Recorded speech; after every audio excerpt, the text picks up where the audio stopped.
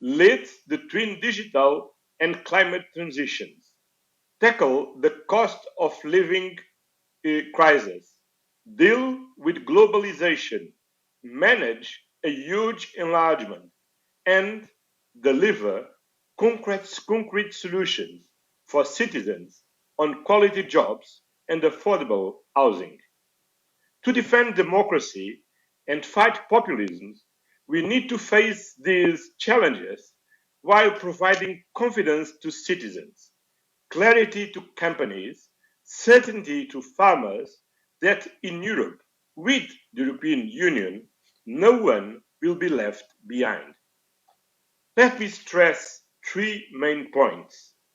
First, we must empower people and boost the competitiveness of our companies. We must invest in skills, reskilling, upskilling, long innovation. We need a real European industrial policy to support a vibrant and innovative economy that can create new and better jobs. Considering today's world, we don't have the luxury to reduce our common ambitions. We have to act in the face of the scientific evidence of climate change. We have to take advantage of the opportunities offered by digital tools, and we have to react to threats to peace and European security. We should turn threats and challenges into opportunities. Our investments in green energy, zero emission mobility, digital or defense and security must strengthen the competitiveness of and the convergence of our economies and the resilience of our societies. Therefore, we need to increase our investment capacity, concluding the capital market union, but giving governments more room to maneuver on public investment.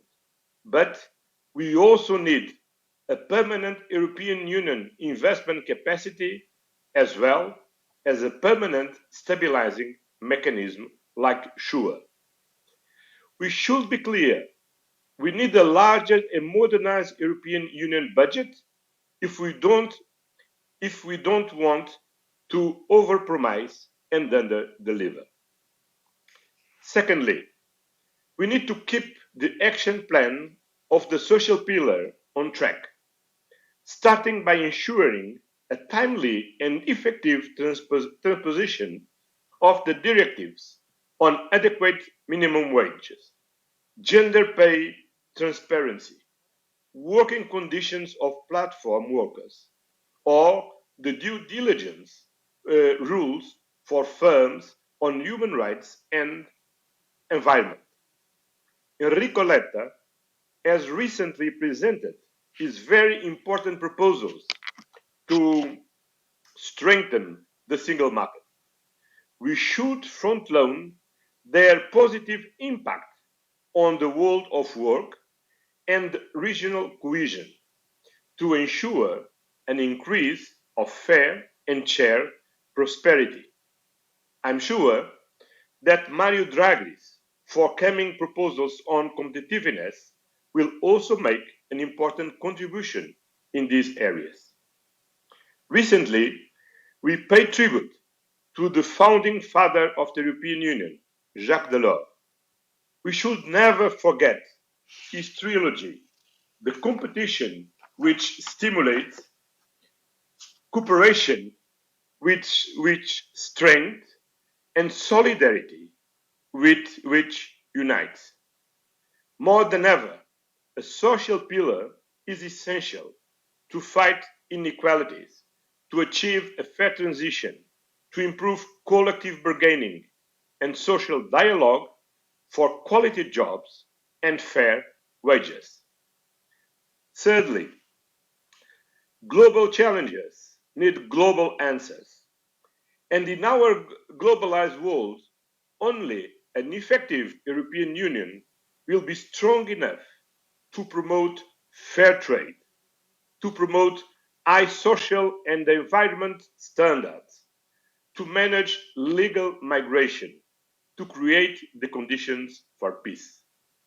In fact, Europe's long-term peace and security is being decided on the front lines in Ukraine. We need to support Ukraine for as long as it takes to ensure that it defeats Russian aggression. Once again, we are living in the defining moment. By moral imperative, for geopolitical reasons, to ensure a lasting peace in Europe, we must commit to a new European Union enlargement to Ukraine, to Moldova, help to Georgia, and to different countries of the Western Balkans.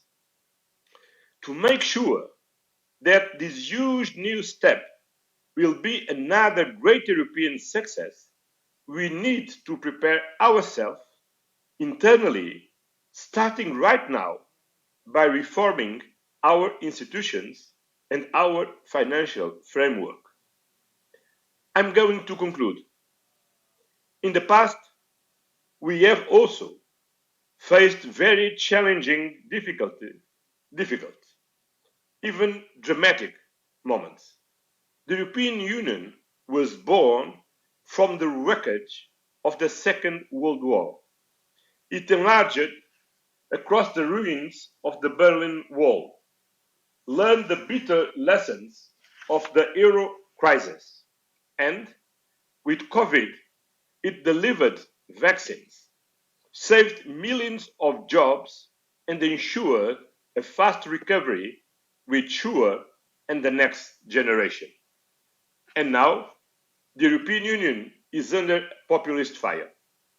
The only way to fight populism is by tackling its deep causes. Populism is fueled by fear. We must provide our citizens with trust, with confidence, and with certainty that a social, democratic, and sustainable Europe is a resilient project of peace and shared prosperity. Thank you very much.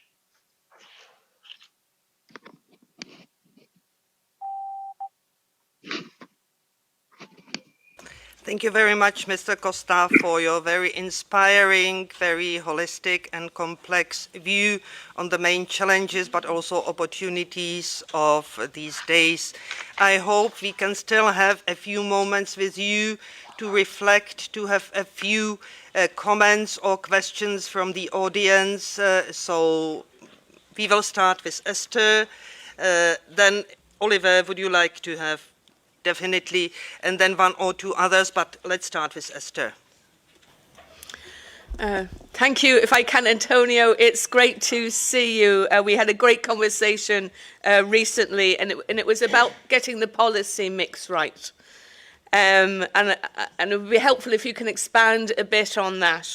Importantly, for the ETUC, what we're saying is that in the strategic agenda, there must be a chapter on quality jobs, on the creation of quality jobs, the preservation of quality jobs. And what we're also saying is that also means having the investment capacity available, a European instrument. And I'm very interested if you could expand a little bit on the points that you made about an instrument similar to SURE with a strong labour focus, how you could see that maybe we could have links to social conditionalities, how we could also improve public procurement rules to make sure that public procurement is driving a race to the top for quality jobs, not being at the lead and forefront of the race to the bottom. But then also the challenges of quality jobs posed by artificial intelligence. How do we make sure that work is safe?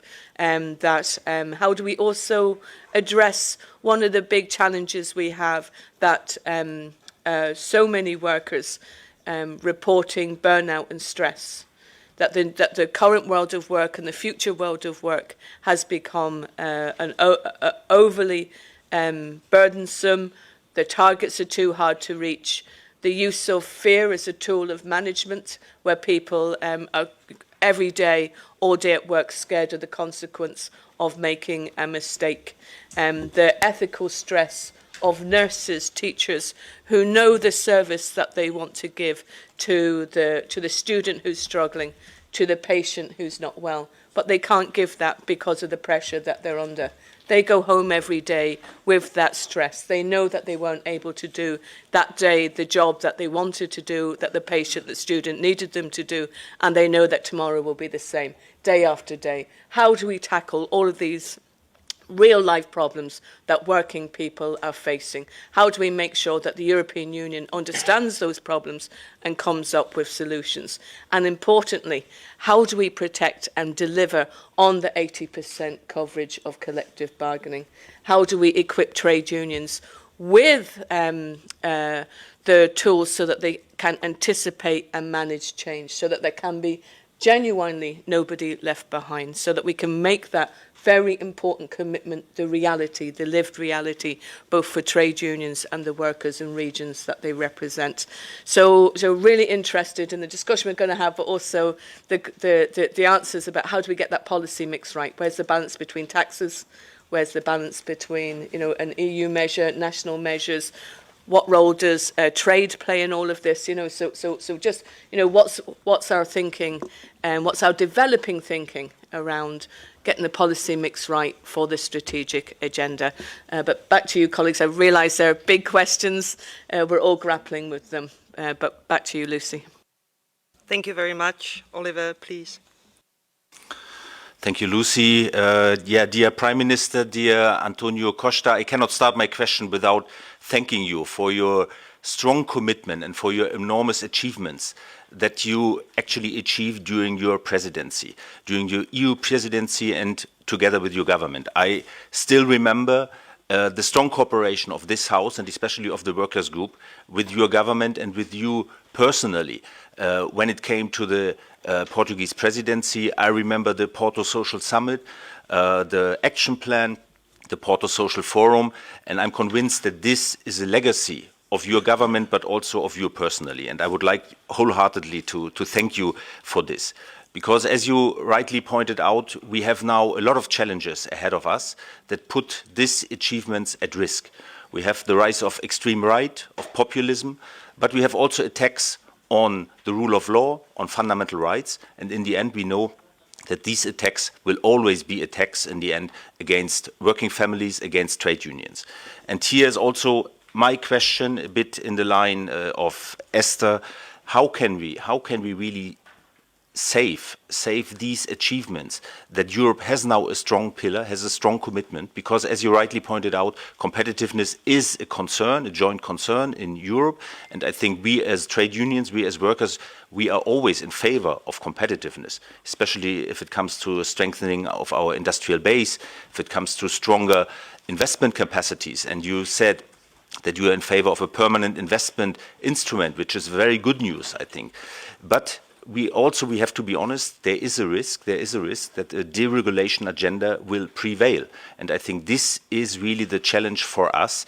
And here my question, how to make sure that we will strengthen competitiveness in a sustainable way, not to put into risk the green transition, a just transition, but to make sure that competitiveness doesn't mean one in, one out, or to lower wages, to lower social rights, social standards. I think this is really the risk ahead of the next strategic agenda.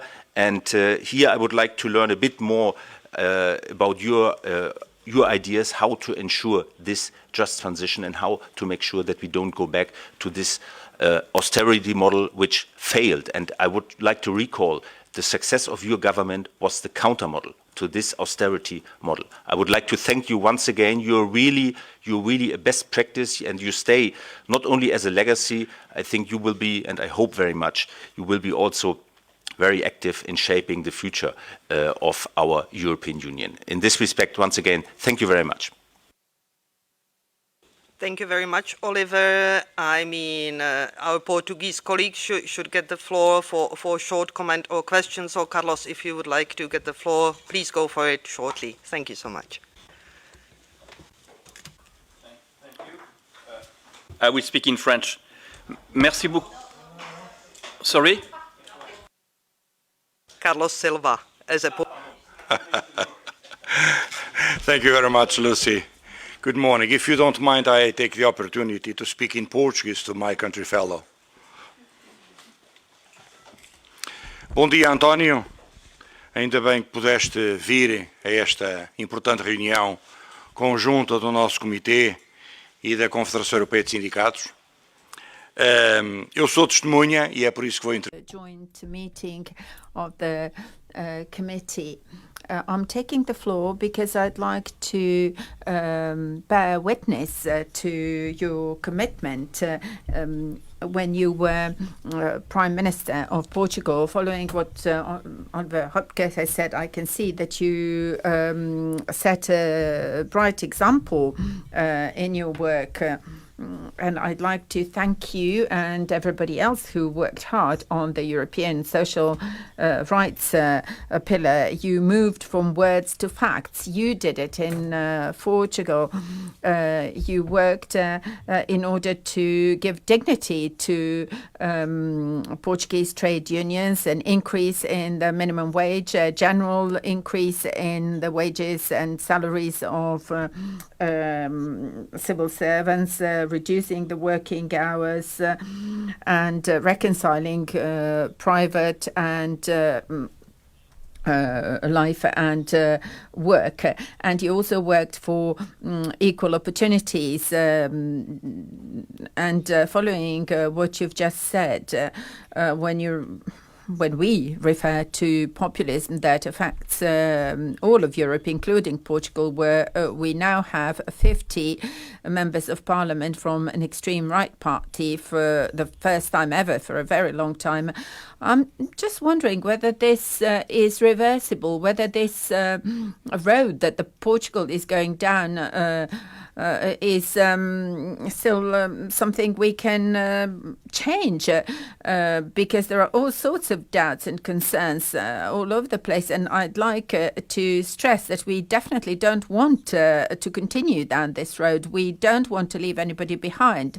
So my question is, what can we do in order to keep the conquests of the European social pillar intact? Thank you.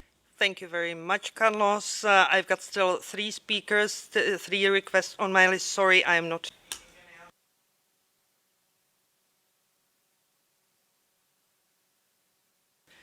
Franca, Christoph Juarez, Cinzia. We don't have chance, sorry for that, we don't have chance for the others, but hopefully we will have time to discuss with Mr. Costa at another occasion. So, Franca, please, 1 minute. Ah oui, bonjour, je parle français.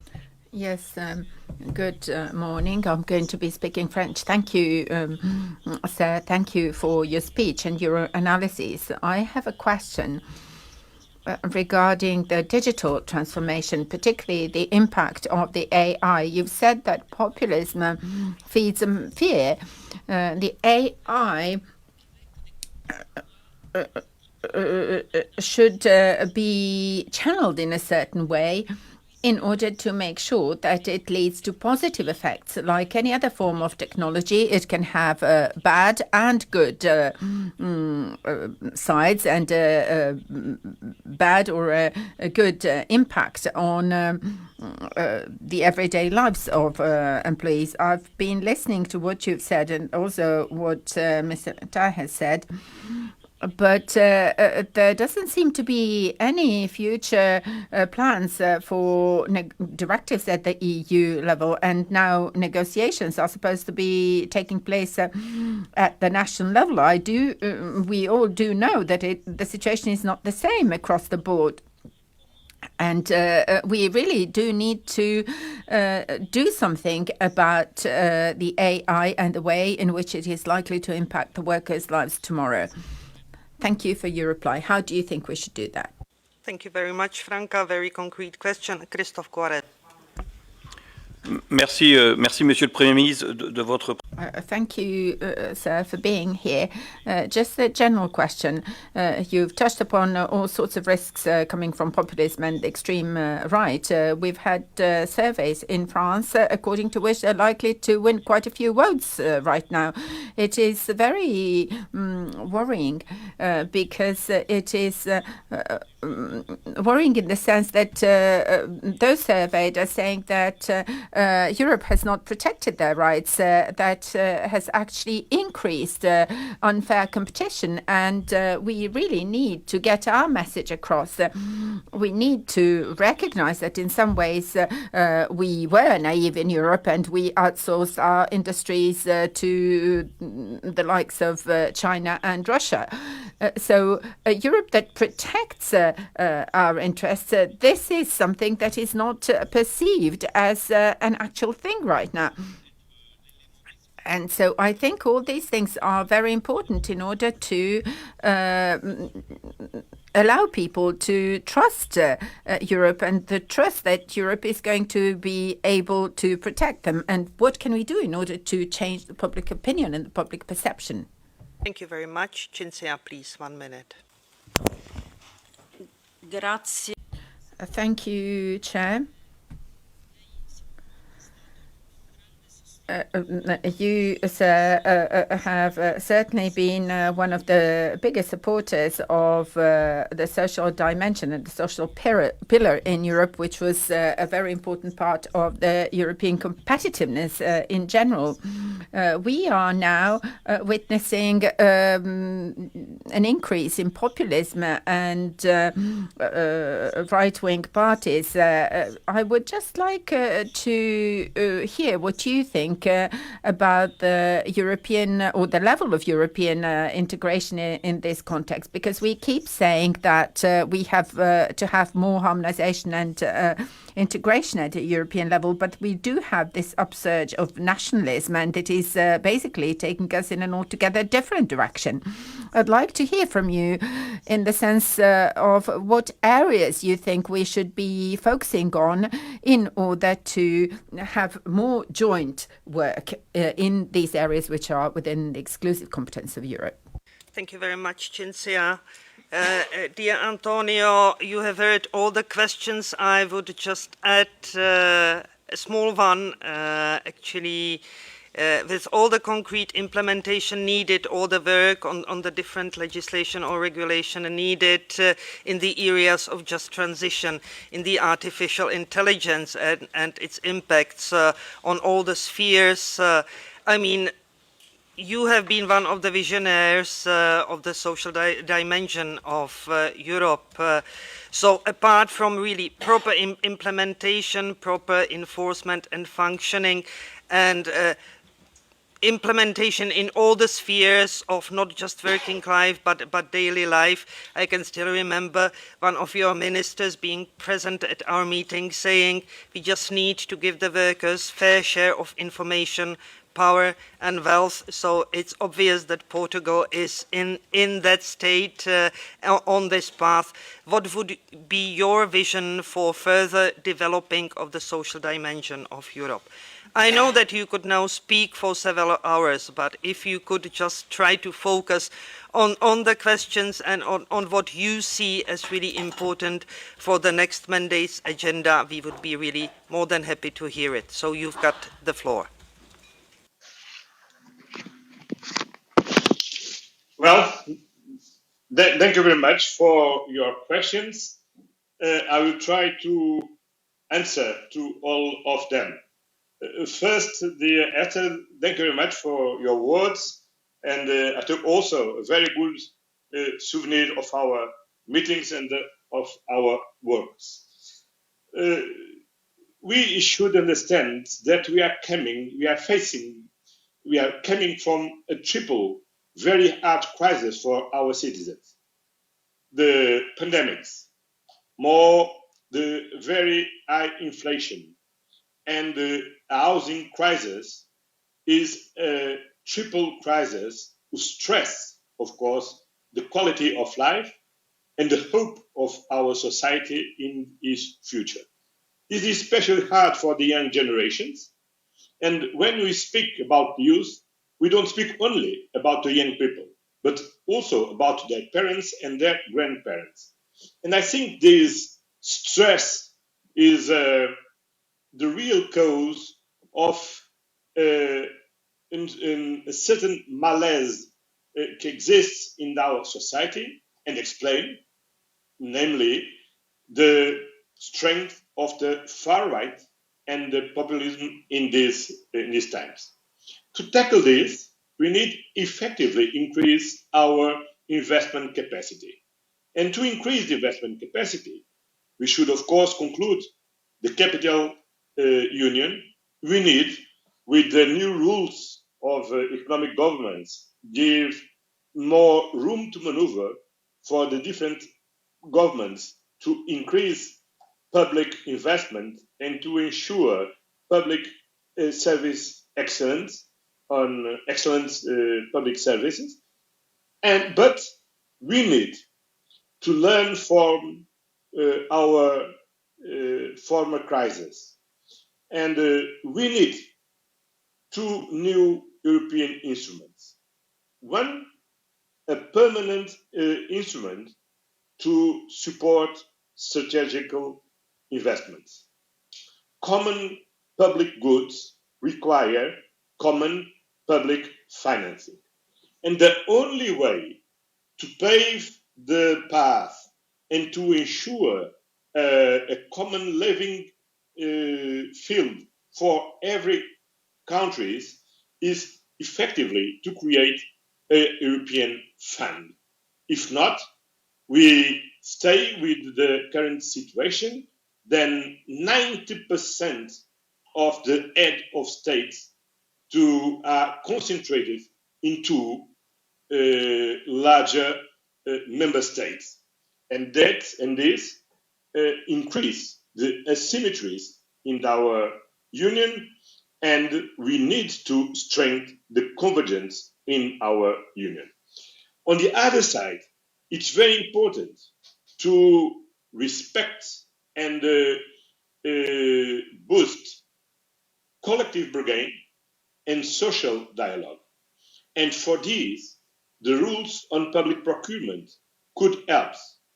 At the same way, the new directive about due diligence for the large firms on the social and environment situation in the countries from we import goods, services, or components are very, very important to have a best control about this globalized world that we live. Oliver Roepke, thank you very much for our work on the organization of the Porto Social Summit. It was, I think, a very important moment to create conditions to come for the principles from Gothenburg to a concrete action plan. And now we need to put on action this the social pillar action plan. Your main question is how we can manage together this common challenge we are facing. And if we remember how we try to manage the euro crisis and how we manage effectively the COVID crisis, it's very clear what we have done wrong and what we have done right. And learning from the lessons, what we need is to keep on to organize our future on a permanent way with the tools that we identify that was very, very important to manage the COVID crisis. Sure, save millions in all the European Union, save thousands of companies. And without Sure, it was completely impossible a fast recovery that we have seen after the COVID crisis. You have listened recently in the EESC Mario Draghi speech, and he remembered clearly the difference, the time we have took to recover in the euro crisis compared with the time that United States took to recover from a crisis born in the United States. And that's why we need this investment capacity. Of course, the big issue is how to fund this investment capacity. And for this, I think we need to face the reality. If we have more ambitions, if we need more funds, we need first of all create new own resources. And then we cannot postpone anymore the taxation we need to create on financial transition, on the transactions, on the border adjustment mechanism, because Europe needs more funds to deliver more to their citizens.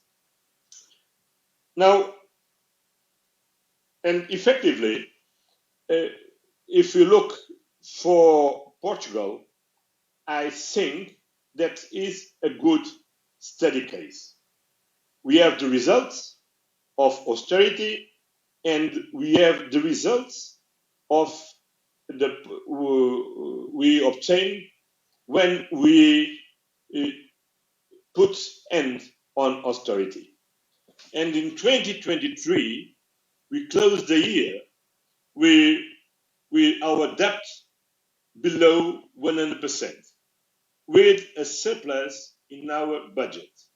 And during these 8 years, without austerity, the minimum wage increased 62%, the median wage increased 37%, the unemployment reduced by half, and for the first time since the beginning of the century, we converged with the European Union in 2016, 2017, 2018, 2019, 2022, 2023.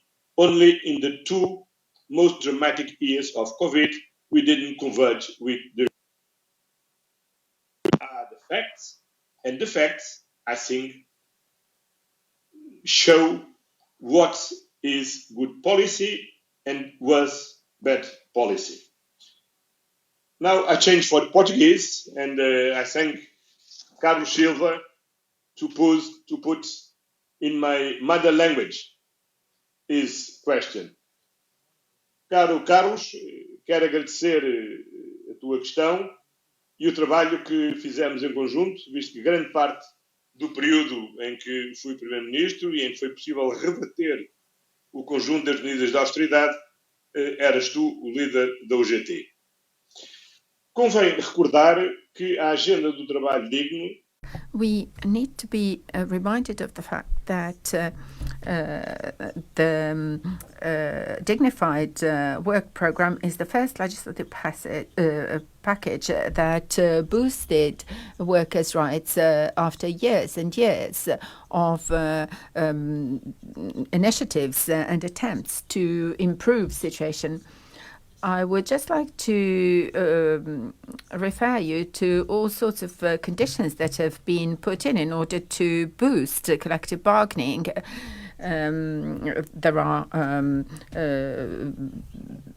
There used to be a void before, but now with the dignified work program, we've managed to strike the right balance.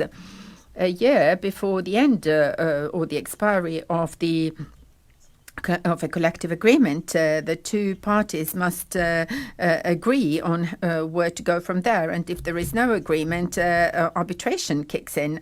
And it has to happen before any such agreement expires, this is not just something that the governments wanted, the trade unions wanted it as well. We managed to reach agreement thanks to this social consultation process, so there is no reason why social partners who were involved in this process should not be able to benefit from this situation. The agreement must be complied with, and we need to make sure that we keep the benefits of this program. When we look at the situation of people in employment in Europe in the future, we should not just take a defensive approach. We also need to try and see how we can make progress, because if we just stick to trying to maintain what we already have, we'll end up in a situation which is not sufficiently safe, and it feeds into these feelings of insecurity and lack of safety, and that promotes the narrative of these populist parties. We really must make sure that we fully respect the European dream that the previous generation had fought hard for, and this is the work we must do. I was asked about artificial intelligence. Like any other form of technology, the AI provides us with new opportunities and comes with a number of new risks. What we need to do, as always, is regulate this new technology in order to be able to reap the benefits and yet contain any negative effects. This is what we need to do when it comes to the AI, and this is simply impossible to do at national level. The EU must do that. We need regulations on a global level as well, and I trust that the United Nations will provide a good framework for that. But we have to make a start at the European level, even though just doing it at the European level, it won't be enough. But the AI is very important in order to allow us to gain more knowledge and have a better governance. For example, in Portugal, we are using AI in order to fight fraud, particularly when it comes to the social security systems. And so we need to boost the quality of our healthcare systems, for example, and we can use the AI for that purpose, but we can't accept a situation in which it would be used in order to undermine and attack our democratic institutions.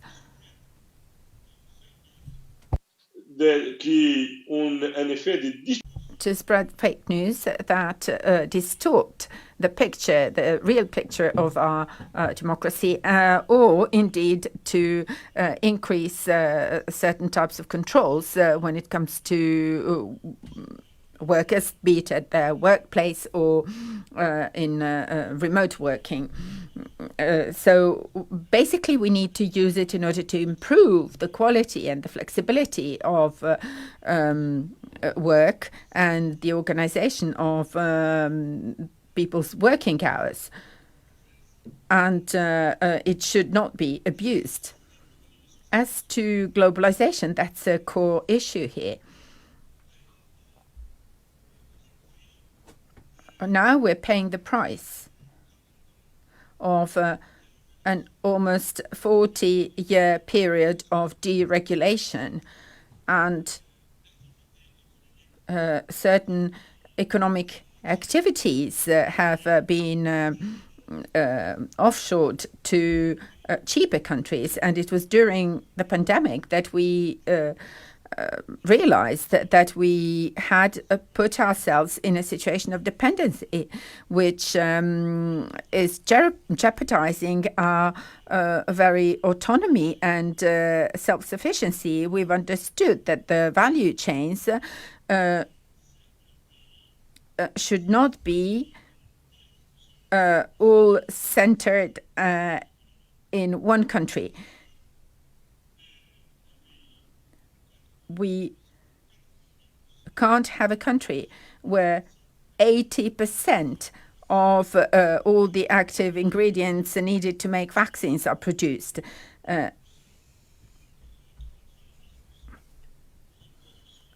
We can't do that.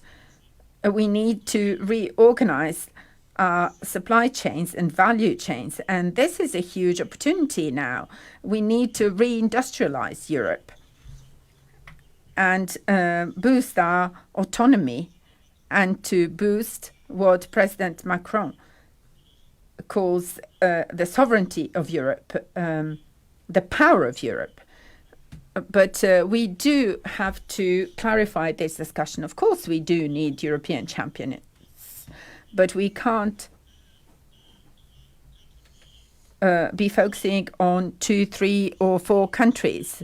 We have to get organized in such a way that we do things properly within a single market, the sort of Europe where we have a proper cohesion, so that we can organize these consortia, these value chains that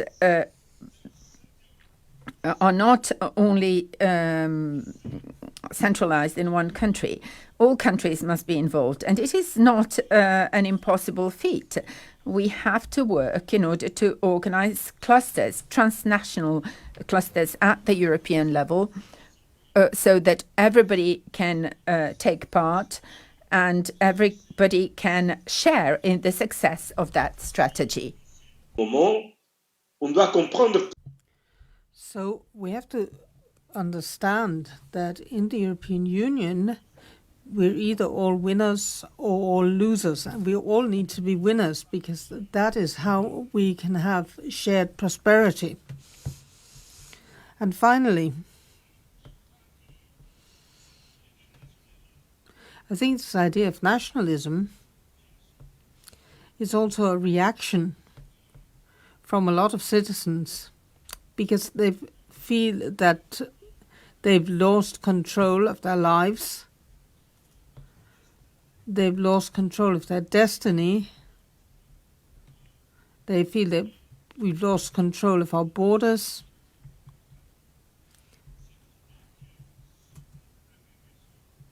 And the idea that getting from the extreme right is that it is only by backtracking that you can get back control. Democracy is the power for the people, from the people, and we've got to make sure that we have to make sure our democratic institutions have control of the situation.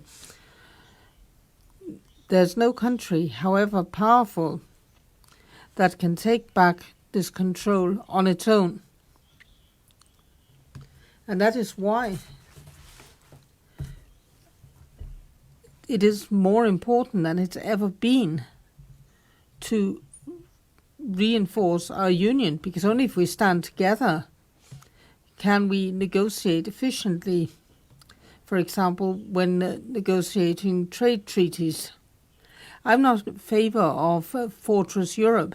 I don't think we should go back to protectionism, but we do need to have trade agreements which ensure that our standards for social protection, our environmental production standards, our standards in terms of respect for the rule of law, that all those standards are spread throughout the world.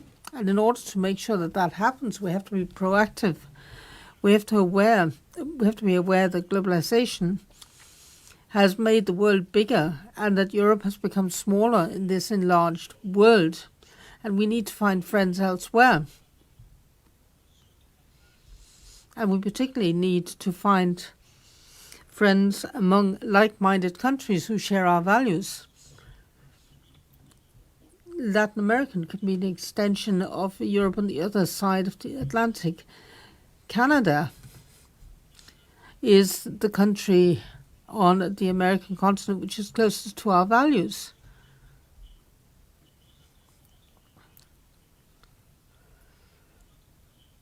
And with Japan, we also have agreements. We have to look to Africa again.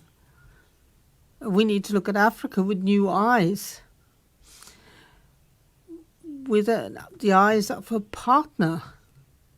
We have to understand that only by working together can these two neighboring continents face up to the common challenges in a world which is shared by Africa and Europe. If we don't have this proactive approach to our relationships with others,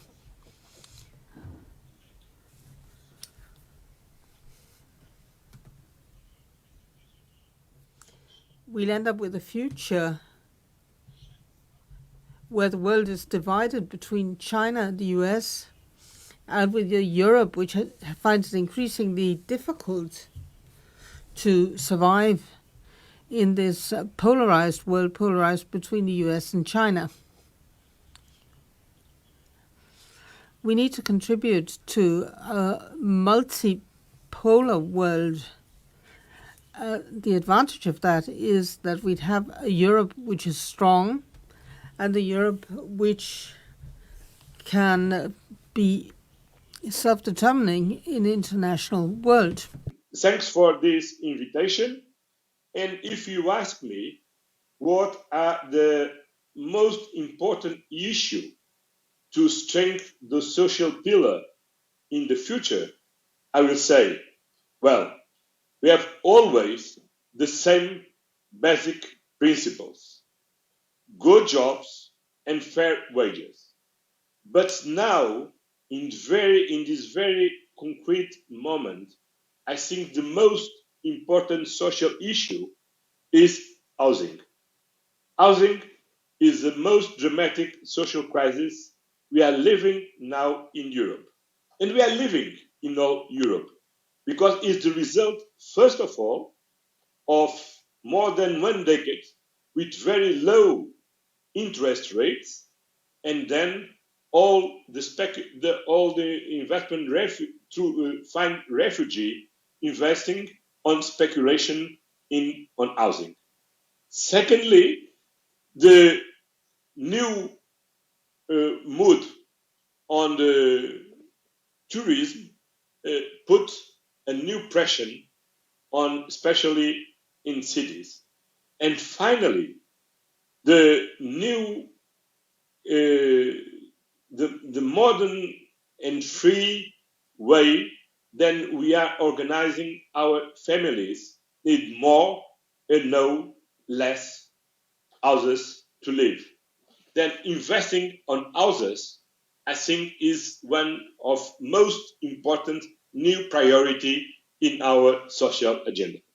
Thank you very much.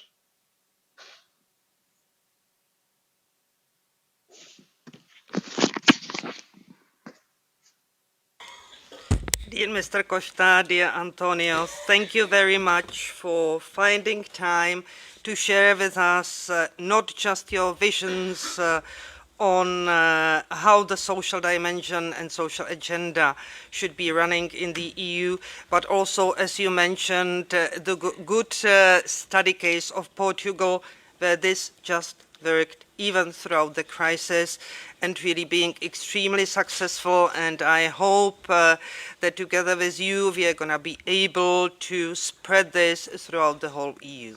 So thank you very much. Hope to have the chance and to be able to debate with you in the near future and to cooperate with you on these issues on the EU level. Thank you very much. So we now move to still further frame our debate on the strategic agenda for the next mandate to the presentation of Benchmarking Working Europe 2024 by the ETUI team. Thanks a lot for coming. I know it's demanding, but altogether you've got 20 minutes for the presentation, so the floor goes to you. Thank you very much. Good morning to all of you. Good morning, Lucy, Esther. Thank you so much for this opportunity to share, let's say, some of the key messages of our Benchmarking Working Europe 2024 report. This is the 23rd edition of this publication. It's my first time around as director, the new director of the research department, but it is indeed the 23rd time that we do this collaboratively between the E2I and the ETUC.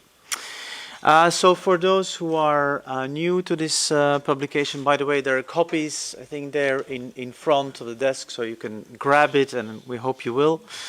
So this report saw the light of day just after the launch of the Lisbon strategy in 2000, so we are back to Portugal once again. E2I and ETUC then decided to produce an annual benchmarking exercise, and my colleagues here will show in a moment what that actually entails. And the idea was back then, and still is to a large extent, to establish what progress or lack of progress there has been made in a number of areas that are important to workers and citizens. Now, the title of this year's edition, you see it right here, The Ongoing Quest for Social Europe, indicates on the one hand that social Europe is indeed, at least to some extent, a reality, and that should also be underscored. And of course it also flags that this social Europe to some extent still has a Cinderella status in the process of European integration, and the quest for social Europe indeed is still ongoing. Now, in the forward of the book, which Esther Lynch and I wrote together, we acknowledge that the present legislature, in fact, has been an exceptional phase in strengthening the social fundamentals of the EU in many ways. Because indeed, who would have thought 5 years ago, let's say, that we would now have Next Generation EU, a directive on adequate minimum wages, a directive, rules on platform work, corporate due diligence, to just name a few, and there are many more. And I think it's indeed fair to say that the European Pillar of Social Rights and the action plan that was adopted in Porto provided a real game changer that allowed many of these steps. Now, at the same time, we're of course not naive, colleagues, and that's why your debate here today is so important. The European Union hasn't found a proper response to climate change. Austerity 2.0 has been mentioned. It is looming large over the EU. And the progress that has been made has been fragmented and unequal, for example, between old and new member states, and you will find quite a bit of analysis on that in this report. And then the key question, of course, is whether the social paradigm shift, as we frame it in the book, which has gradually emerged over the past 5 years, is going to be sustainable in view of the elections, the new geopolitical developments, but of course also, as Esther and Oliver has just mentioned, the return of a narrow focus on competitiveness, which raises concern.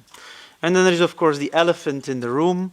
In the face of an accumulation of uncertainties, it seems that the EU is moving towards a sort of a security transition, and the question is whether there will be a space in there for progressive social and labor market agenda. So we hope you will pick up a copy, that you will work with it, and your feedback on that book, on the analysis, is very much welcome. I now leave the floor to, I believe, first Agnieszka, who is a senior researcher at the Institute, and then followed by Sotiria, who is head of unit. So, Agnieszka, please. Thank you very much. It's a real pleasure to be here. And I'll start with some of the analysis we carried out and presented in the benchmarking report about labor market. So let me see if I can change the slides. Yeah. As Bart mentioned, the recent period saw reversal of the policies in the labor market, in the social sphere, and this reversal is definitely perceptible when we look at the first headline measure of the recovery from the previous crisis, from the pandemic, which is employment rate. So when we compare you can see on the blue line, more or less in the middle, the previous crisis, where the recovery was based on deregulation and lowering of standards of wages, of job quality, the recovery was very much protracted. After the COVID pandemic, it showed very different picture.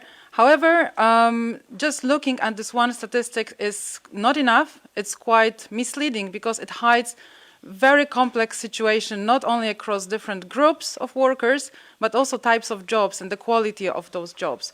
So just to give you several examples, it is underpinned by a huge increase in the employment rate of older workers by nearly 20 percentage points over this from the financial crisis. That's massive change. The contrasting picture is found among young workers. So they did suffer much more in the COVID pandemic, and the recovery of their employment was much slower. It's much worse, and that links to the problem of non-standard employment, because young people are represented in jobs of poor quality, casual employment, and non-standard jobs. So the policy response was not satisfactory, even to the to the recent crisis. It was not inclusive enough to cover workers on non-standard contracts. Gender gap in employment is also persisting. We saw some closing after the financial crisis because men were hit more than women, but we don't see progress in the good times, so to say. So the measures are much better than they were, but there's a lot to be still desired. Now, the changes in the labor market are also responding, or are the reflection of three important transformations, which is digitalization, greening, and demographic change.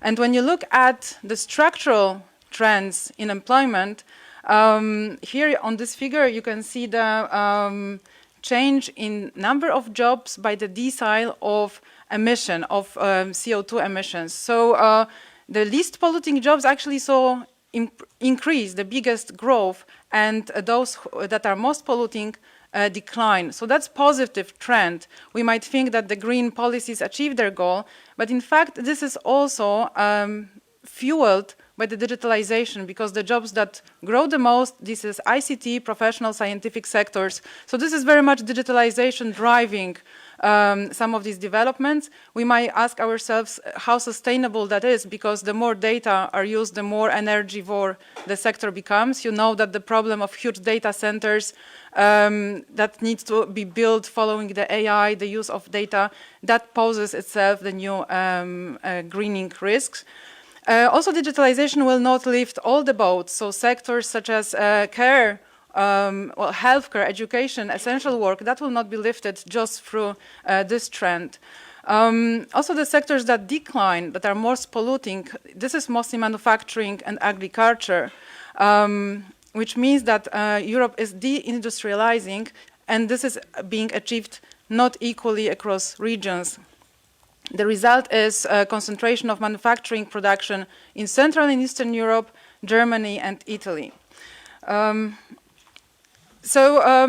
This is when we only look at the number of jobs. But as I mentioned, that's not the full picture. We really need to see what kind of working conditions, the quality of jobs provided, what it offers to workers, and what risks it brings to their health, well-being, and sustainability of work over the life course. And digital technologies used in workplaces, they carry their own new risks that we really should be aware of, because their scale is growing. That's what we also show in the report. So risks such as work intensification, long hours, poor work-life balance, job strain, posture-related risks, this is all growing, and this is attached to those new emerging jobs. Digitally mediated performance of work, so remote work or telework, it also has risks such as isolation, increased surveillance, loss of autonomy for workers. Again, these are the risks that are not currently sufficiently addressed. Precarious employment linked to digitalization, so notably platform work, there was a progress. We'll see to what extent the transposition of the directive will address risks such as job insecurity or low control that is associated with algorithmic management in this type of labor markets. That obviously has the poor quality of work translates into health risks directly. So here I show you some of the data for depression, the share of depression that can be attributed to psychosocial risks. That's huge number. The same picture, very similar, we show for cardiovascular diseases. So this is important also for very tangible risks for workers. Wages and income are another important dimension of the quality of work, and at the bottom of the distribution, in terms of the in-work poverty, there was not much progress over the past decade. There was not much change between the 10 years from 2012 to 2022, but what is worrying and what I would like to highlight here is that the groups most exposed to the risk of poverty, such as low-skilled workers, youth, migrants, non-standard workers, not only poverty not declined, but in many cases even increased. So the issue of inequality is not being, there's not much change. This is a very nice picture in this figure. When you look at wage inequality in the EU, you see it is declining, but it is declining because the cost of living and hence wages between countries, they become more similar. So it's just more expensive to live in Eastern Europe now. Wages also follow this development. But when you compare workers, different types of groups of workers within countries, there is absolutely no improvement in terms of inequality. Therefore, the minimum wage directive, adequate minimum wages directive, was important and very good, the step in the good direction that promote not only adequate minimum wages, but also collective bargaining for wage setting that breaks with the discourse from the previous crisis that put strain on industrial relationship systems, on wage setting systems. We definitely see developments already before the transposition of the directive. We see positive developments, and finally there is return to the growth in minimum wages, at least in nominal terms. In the report we provide some of the examples that perhaps will be useful for different countries of how the measures, different criteria from the directive and also other criteria are used by member states to set the levels of minimum wages. The picture, I will be quick here, but the table is quite detailed. You can read it up. I encourage you to grab the copy of the report. The picture is less optimistic when you compare real levels of wages, obviously because of the cost of living crisis. To conclude, the second leg of the directive is coverage of collective bargaining. Again, very important step in itself, very meaningful, because this is the first time that the EU has formulated this clear commitment to a high level of bargaining coverage. However, there is still a lot to be done. You can see in this figure, most of the countries are below the threshold of 80%. So action plans are needed in the majority of countries, and in some of them it's a very basic level of first reversing the harms done in the previous austerity period, previous measures. We also provide an overview of democracy at work in broader terms, not just looking at coverage of collective bargaining, but also different channels of worker voice. I think it's very important not just to focus on one, but have this more comprehensive picture. And important message is that there is still huge divide, huge gap between countries that joined after 2004, so mostly Central and Eastern European countries, in terms of access to worker voice, and the rest of the EU. So there is still important task ahead in closing this gap in access to democracy at work. Thank you, and I hand over to Sotiria.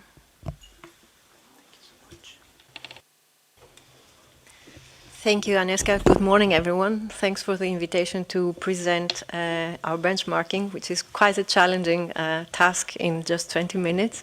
I will focus on some aspects of just transition and industrial policy, and I will deliver a couple of messages of where we have seen progress and where further action seems to be necessary. So a first positive message is that EU27, EU progress in decoupling between GDP growth and greenhouse gas emissions has continued. In this figure, we see how the orange line shows us how GDP evolved since between 1995 and 2021, and the blue line shows how greenhouse gas emissions evolved during the same period, and we see that GDP grew by 50% during that period, whereas emissions fell by 23.6%. Eurostat provides two explanations for behind this drop in emissions, which nuance a little bit the picture. On the one hand, there have been energy efficiency improvements. On the other hand, have been changes in the energy mix towards cleaner, more cleanly produced energy. As I said, to nuance a bit the picture, the improvements in the energy efficiency have been more due to changes in the overall structure of the economy rather than to directly link to climate policy efforts. In that sense, it was more a question of other factors than what policy has been aiming at. Sorry. Yeah. A second positive, albeit a little bit nuanced message is that EU progress towards reducing greenhouse emissions has been uneven. Overall, by 2021, net greenhouse gas emissions had fallen on average by 30.3% in the EU 27 compared to their 1990 levels.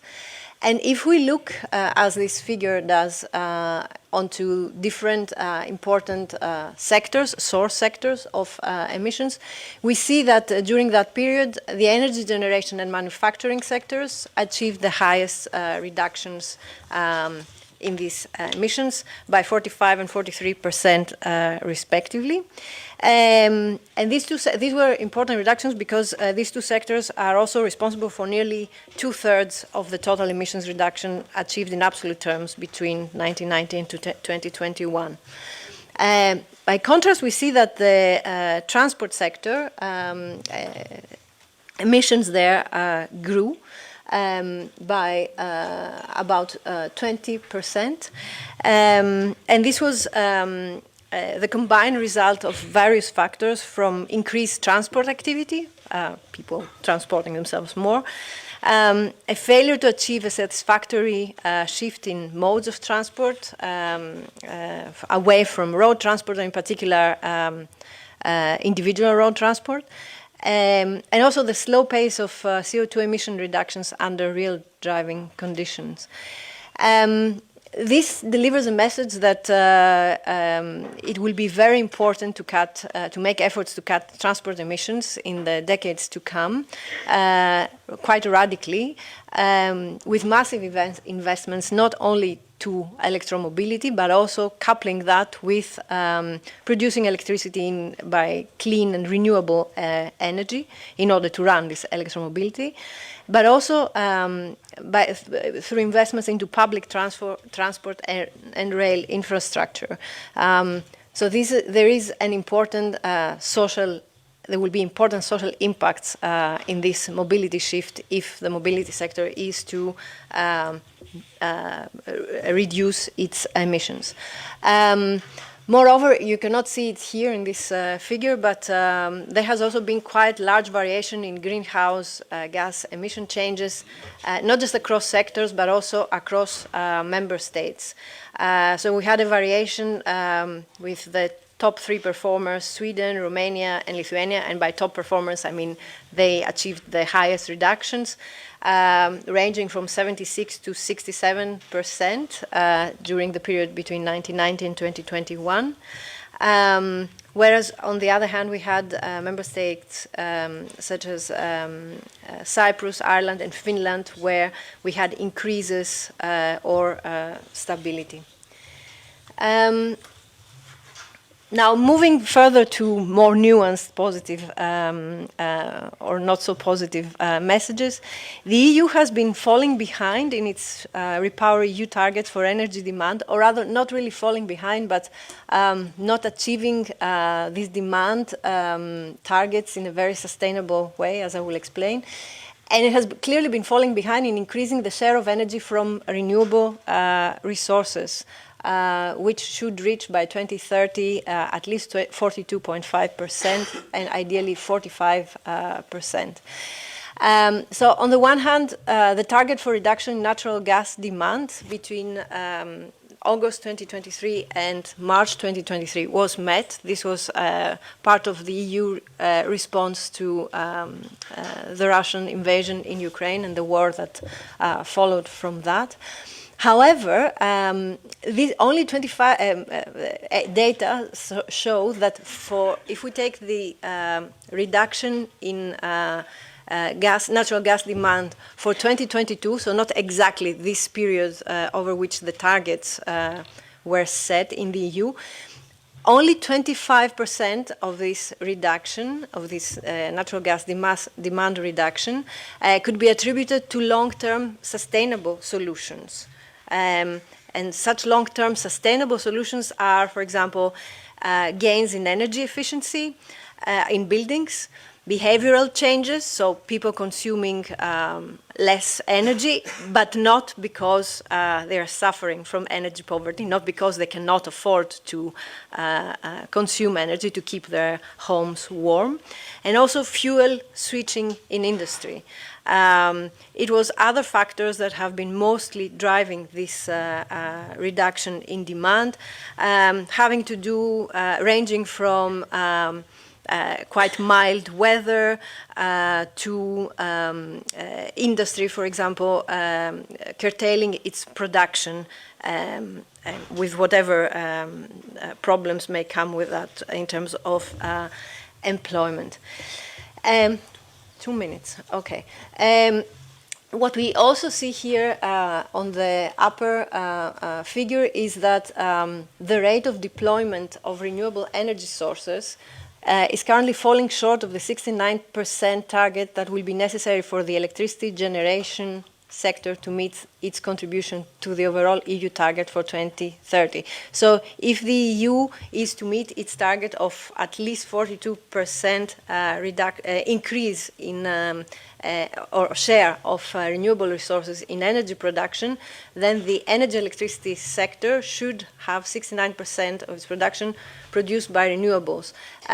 So here we see that under current estimations and the current developments, by 2027, we will, at the rate at which solar panels and wind turbines are being deployed in Europe, we would be reaching somewhere at 54% instead of 69. So it looks like we will not be, we're not on a good path for meeting the target by 2030.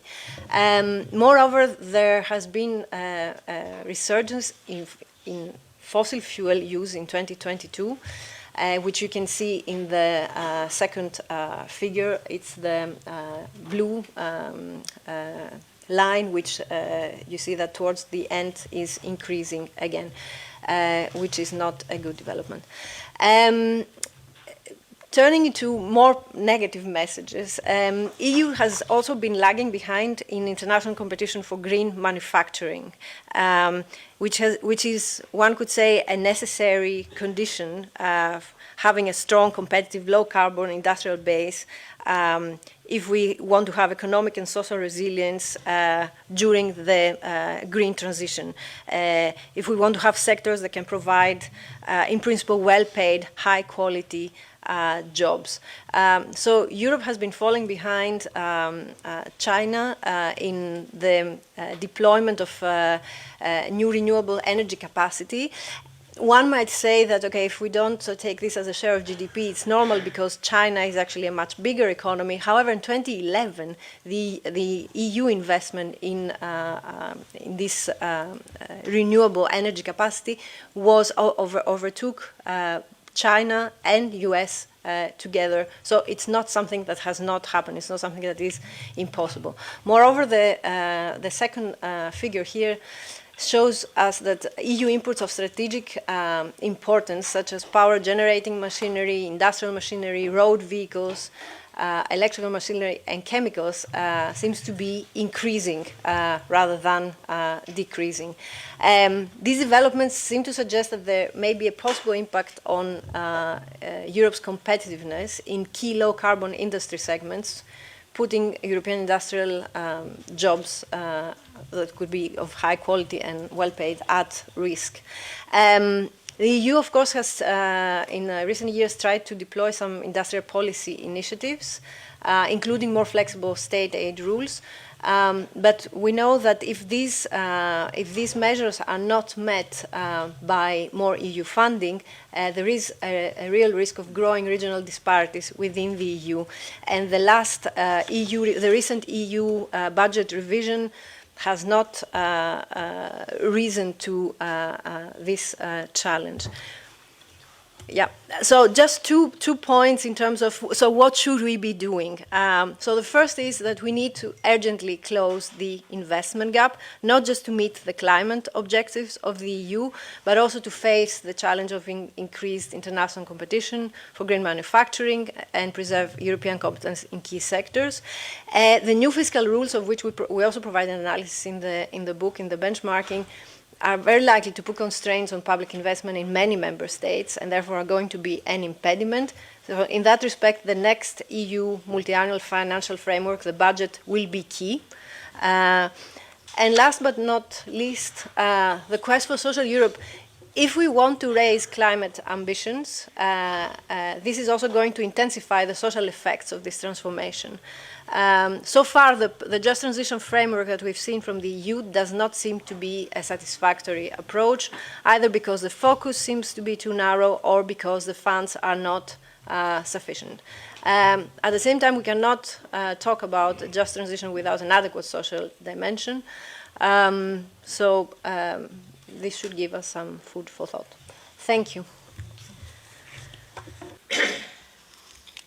Thank you very much. You almost managed the time frame, but I mean, let me thank for what you are doing. I mean, we have been talking also yesterday here about the evidence-based data and information.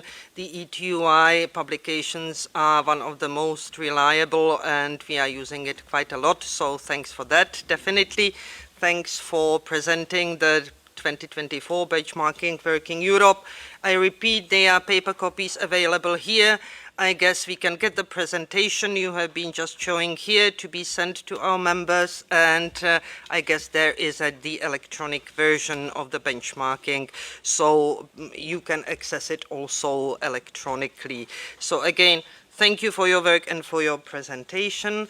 So now we are at the moment where we are gonna get into the debate here with all of us.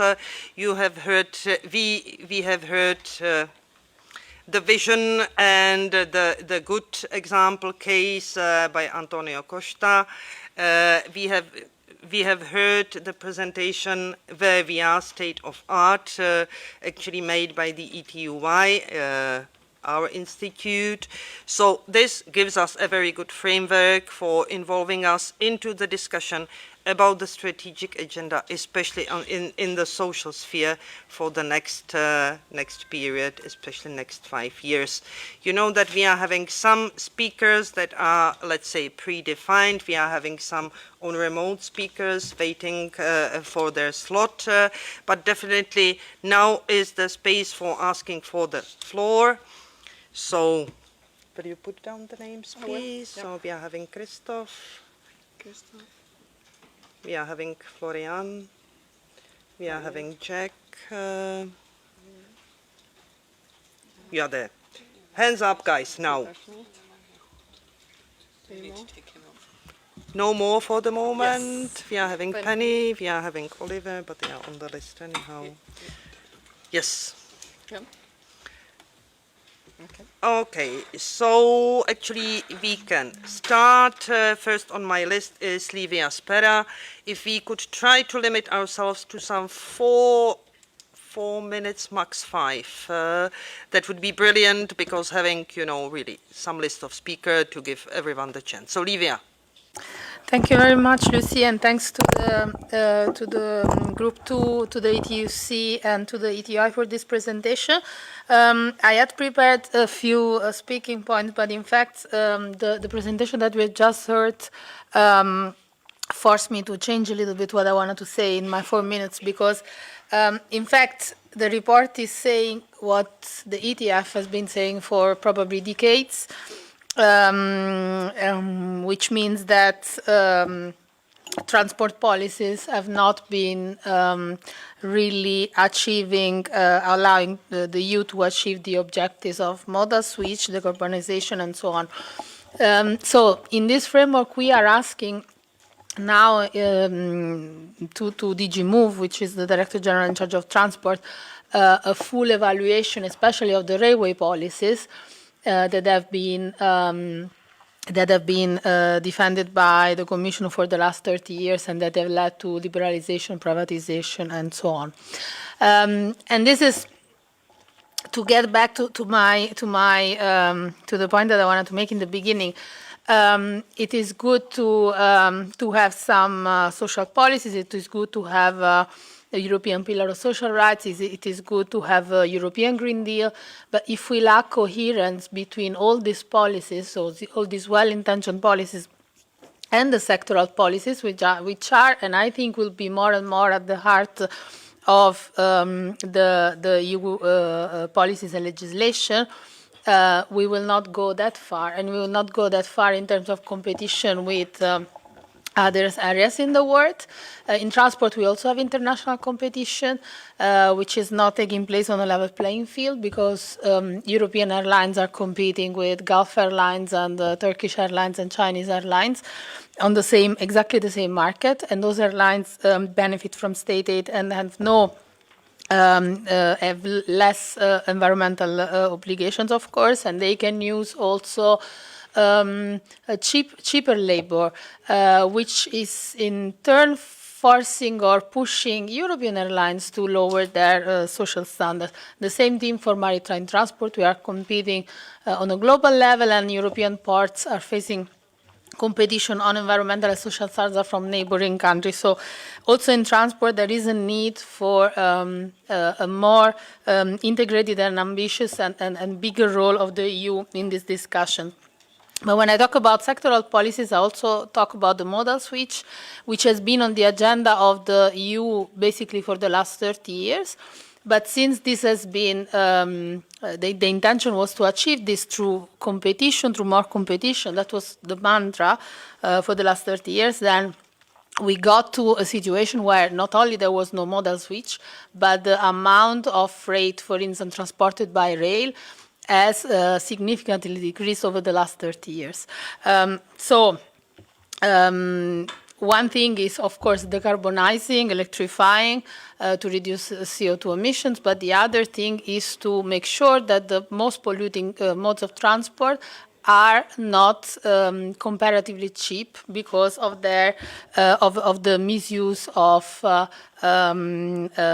low social costs, use of third country nationals, and so on.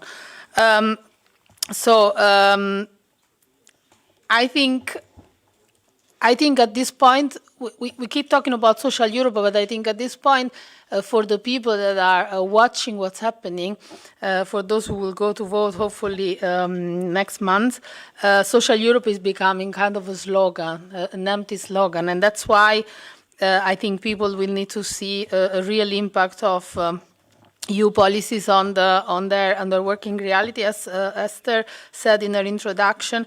And that's why it is, as I said in the beginning, it is extremely important to work for policy coherence and to make sure that what is decided in transport is not hindering what is deciding in terms of social policies and in turn in terms of environmental policies. Thank you.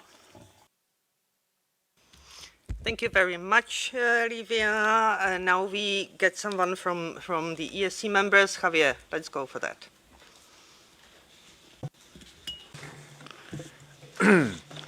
Thank you, Lucy. I wanted to start by congratulating Agnieszka Zondilia for the new proposals. This is something that I'm already looking for. I prefer the paper rather than the digital version, but it's hugely useful, and I wait for it each year. But I wanted to take the floor to say something about a concern that was mentioned in the end part of Sotiria's intervention, and that is the contradiction that exists between the ever more ambitious objectives that the European Union sets itself and has done ever since the pandemic, and the available financial resources for investment. In the context of the new budgetary rules that apply, and that's going to have a major impact, not just on investment, but on social expenditure. Because that's not seen as something which is really investment. We have next generation, there is RRF, all the different plans. That's great. It's really good for our finances, for the economy. Politically, it's very important. Socially, it's very important. But after that, it's all pretty negative. The annual investment deficit figures we're talking about 300 to 600 billion euros. It's all in the benchmarking. 600 billion every year.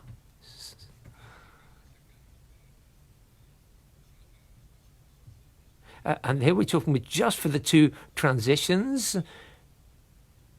And there you're talking about another 480 billion every year. And what's happened?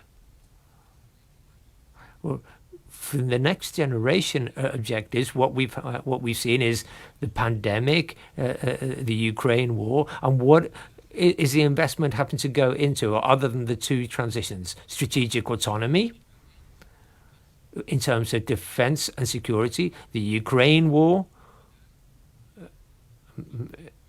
Who knows how long that's going to go on for? And then, of course, there's enlargement.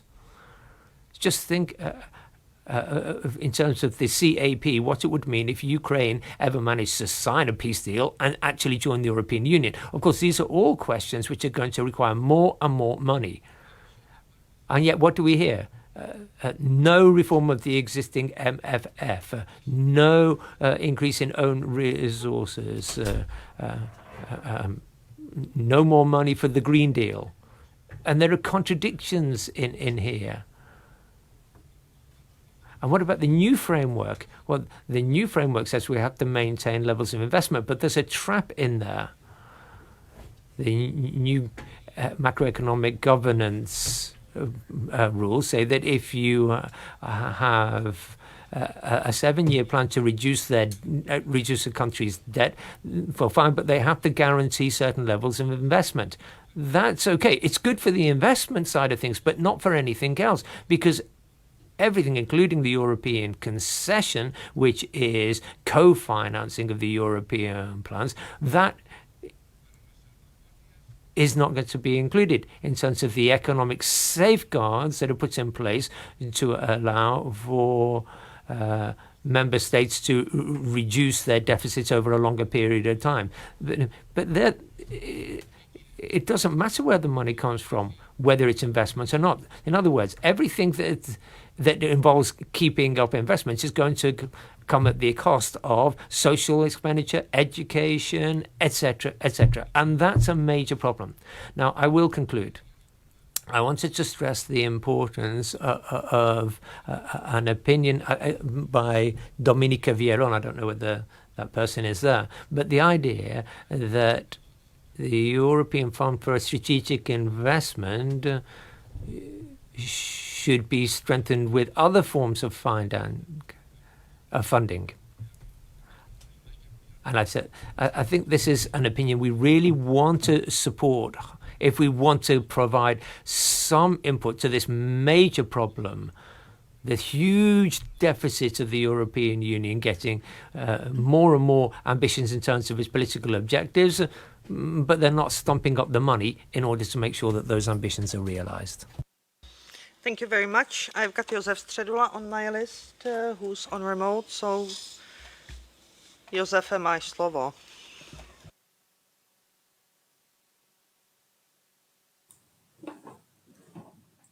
Vážení kolegové, Dear colleagues, I'm very happy to see you all and greetings from Prague. I also want to thank ETUI for the benchmarking because I use it very often, I work with it very often. And I want to mention what is probably the most important for us, and that is social dialogue and wages in the country I'm from.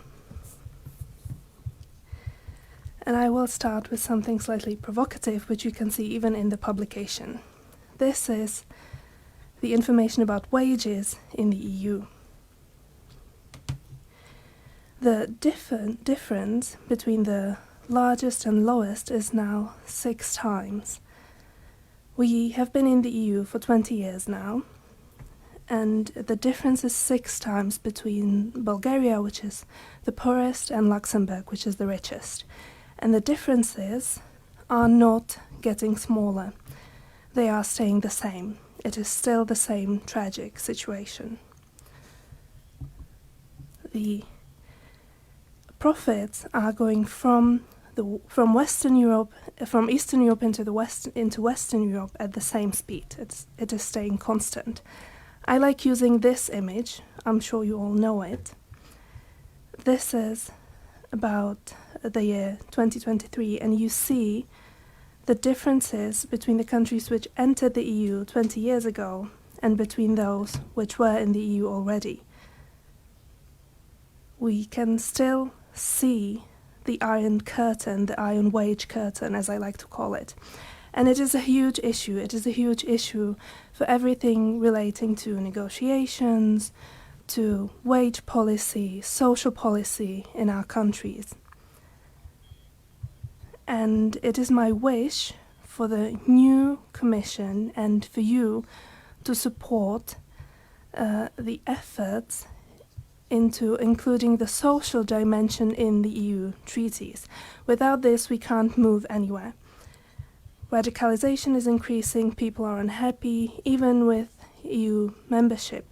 They are unhappy with how high costs are. And there is even this paradox in the Czech Republic. We often see that costs are higher than in Germany, but the differences in wages are almost 3 times lower. It is lower in the Czech Republic. And I think if we want to have a truly social Europe in the future, we need to do a lot of work in this area. I want to thank you for the study. I want to thank you for trying to bring to light many very difficult and sensitive issues.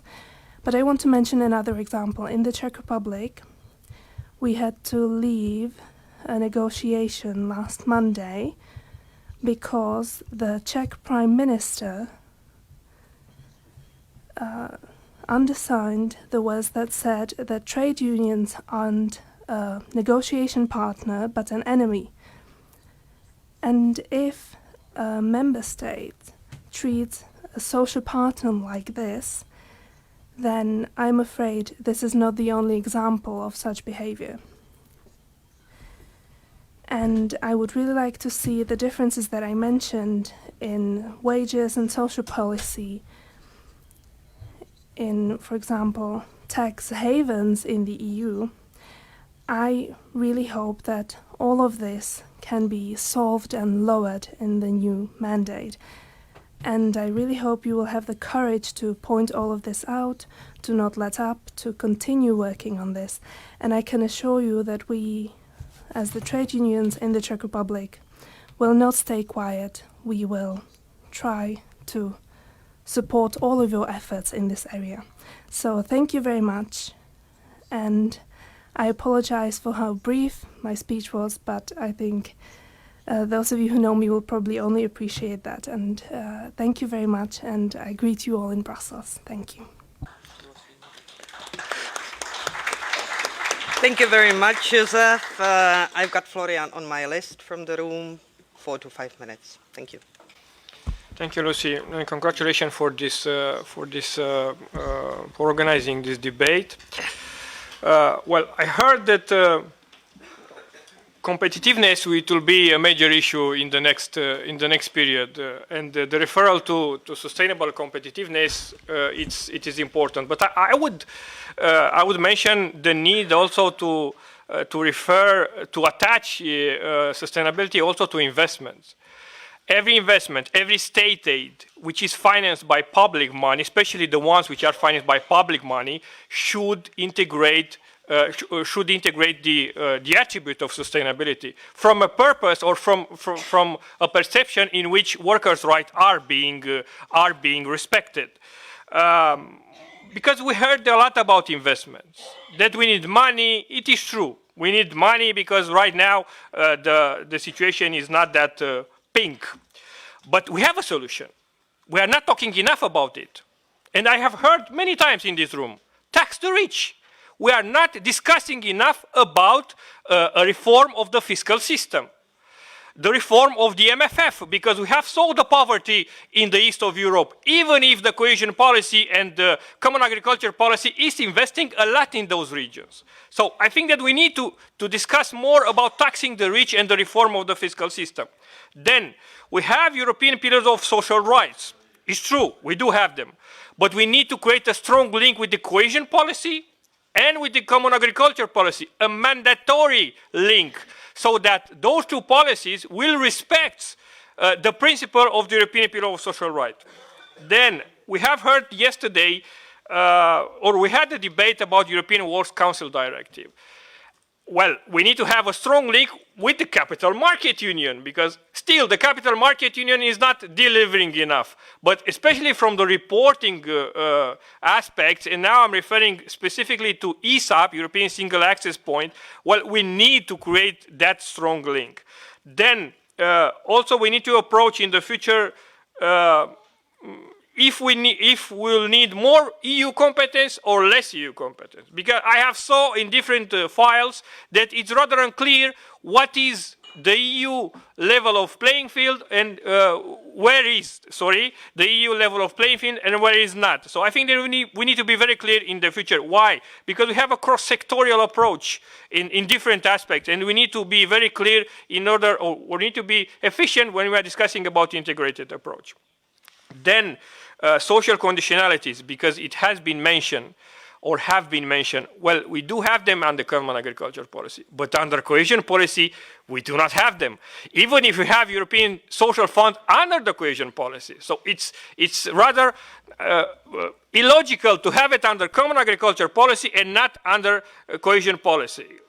It is mandatory to have them also in those in that policy. Then it has been mentioned new forms of work and artificial intelligence. Well, we have to discuss very concretely and very blank, if you allow me the term, about social systems attached to the artificial intelligence. And now I'm referring specifically to the pension systems. Because we do have a problem, and we will have a problem, especially in the east part of Europe, with the pension systems. A huge problem, and we are not talking enough about it. Then, and I will conclude with this, common public goods in the EU. We need to push for more common public goods in the EU in order to reduce poverty and in order to have more Europe, social Europe. Thank you so much. I will end here. Thank you very much, Florian. Oliver Röttig is on my list now. Go ahead, Oliver. Thank you, Lucy. When we look at the strategic outlook, I think we should look back at the last start of the legislative term, and there, of course, our key issue was a minimum wage directive, and we succeeded with this. We brought this about, not least to the great work that Esther and the ETSC has been doing. And in the minimum wage directive, we have two key issues in there. First one is what I call the political aim of an 80% collective bargaining coverage everywhere in the European Union. That's a success. Now, we can't just let it hang there and just allow governments to evade it as much as possible. For May Day, I was in Ireland, and there the government has no problem whatsoever to say their system is great, they don't need to do anything, and collective bargaining they don't really need either. I mean, I exaggerate with the last one, but broadly that is they are saying. So there is a lot to do. And I think the same is true on public procurement, because if you want to get to the 80%, you can push for the national action plans at national level, but what the European Union can do is changing the public procurement rules so there's no public contract without collective agreement, because that's the best way to actually bring this about. So what we need to do is we use as a key strategic demand for the next Parliament and Commission that we actually have this. We have strong national action plans and at European level legislation on public procurement that actually support collective bargaining rather than discouraging it, as it is the case at the moment. And just one example, because it's always good. The last parliamentary election, a country I won't mention, outsourced the organization of the election to a private provider, who then basically lost many of the ballots, and you could find them in garbage cans, in rivers and other things. So you have a real problem if you go for the cheapest price. And I can give you examples over examples on this. So there is really also an element in there which is not better collective bargaining, but better services. And coming to this, we have seen at the beginning of the year the reintroduction of austerity in one way or another. So that happened. We fight against it. But I mean, one point is also, if we have proper collective bargaining, that's an antidote to this. We can make sure that austerity measures are not actually hurting the workers in the first place and are used as a main leverage of governments to bring about their austerity policies. Another issue is, with collective bargaining, we're talking all about competition. So what kind of competition do you want? Do we want the US model of a free market economy? Do we want to do the same as in China, so some kind of state-run capitalism running crazy? Or do we want to support our European model? And our European model is social Europe, is basically collective bargaining and social dialogue. So quite honestly, I don't see that Europe will ever be better than the US model in competing with the US, and we won't certainly be better than the Chinese model. So better we look at our own strength, and that is collective bargaining, and that is what we need to press for. And final point here, we are all talking about the threat to democracy, the race to the far, the rise of the far right. I'm convinced collective bargaining is a school for democracy, and it's definitely an antidote for the far right, by the simple fact collective bargaining is about making compromises. And we need to make compromises. If everybody thinks it's just about me, and if I don't get what I get 100%, then democracy will fail. And where can you experience that the most? It's at the workplace, working together with the colleagues, struggling with the employer, and getting a compromise which more or less is fair. And for this we need strong trade unions, strong collective bargaining, and we need the damned support of the European institution, not only talking about it, but making a difference. And the first thing there is legislation on public procurement, strengthening collective bargaining. Thank you. Thank you very much.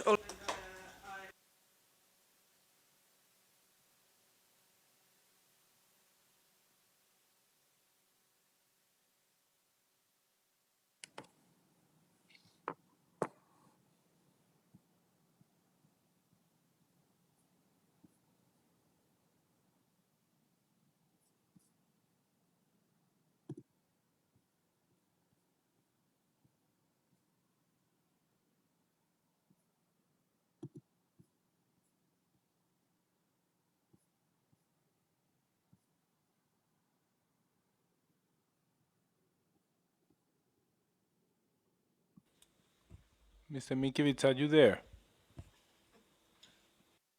Hello, hello. Yes, we can hear you, hear you, but you cannot see you. Okay.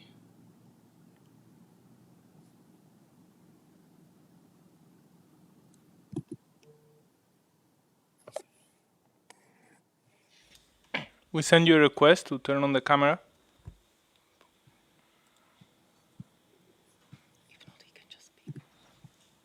If not, maybe just go on. W takim razie może spróbujemy w związku z problemami technicznymi, żebym wypowiedział się bez kamery. Mam nadzieję, że mnie słychać. Witam wszystkich bardzo serdecznie. We cannot provide interpretation as there is no image of the speaker. Czy jestem słyszalny?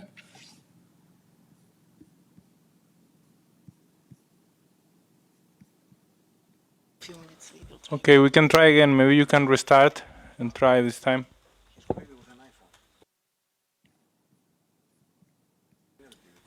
You need to connect from the computer, by the way, not from a phone.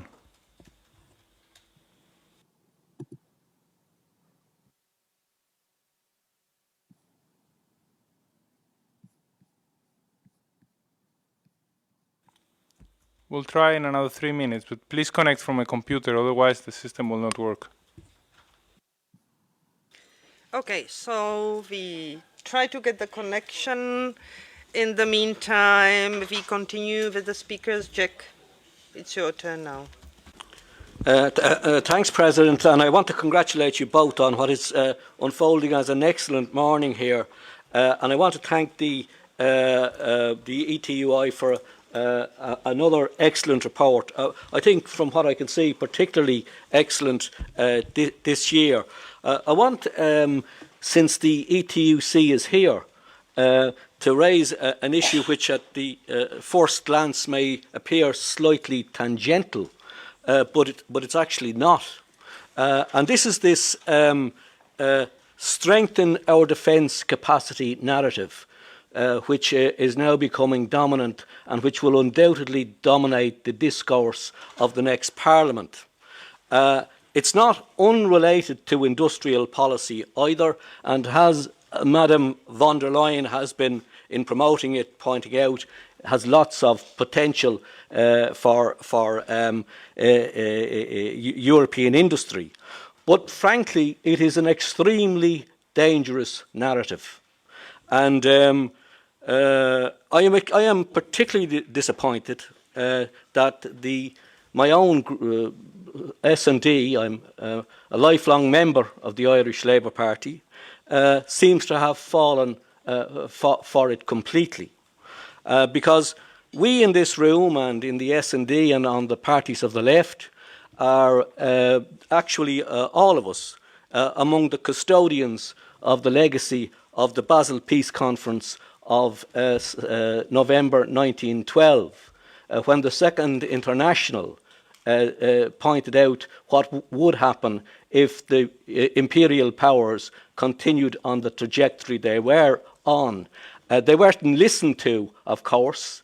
They were all dismissed as agents of the enemies of their own countries, and the imperial powers sleptwalked into the greatest conflagration in the history of Western humanity, as we all know. And now, there are uncanny parallels with the pre-World War I period.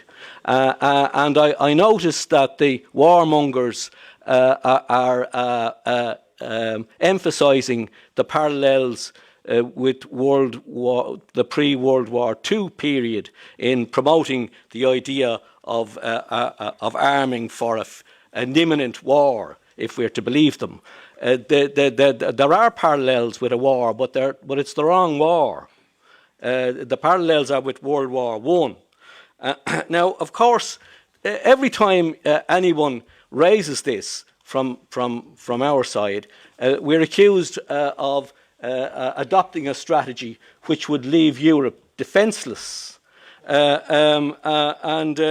I just want to put on the table, especially since the ETUC is here, but for all of us, the question as to whether we can conceive of a defence capacity that is not just a capacity, an enhanced capacity to wage war, which is what they're actually talking about when they're talking about a strengthened defence capacity.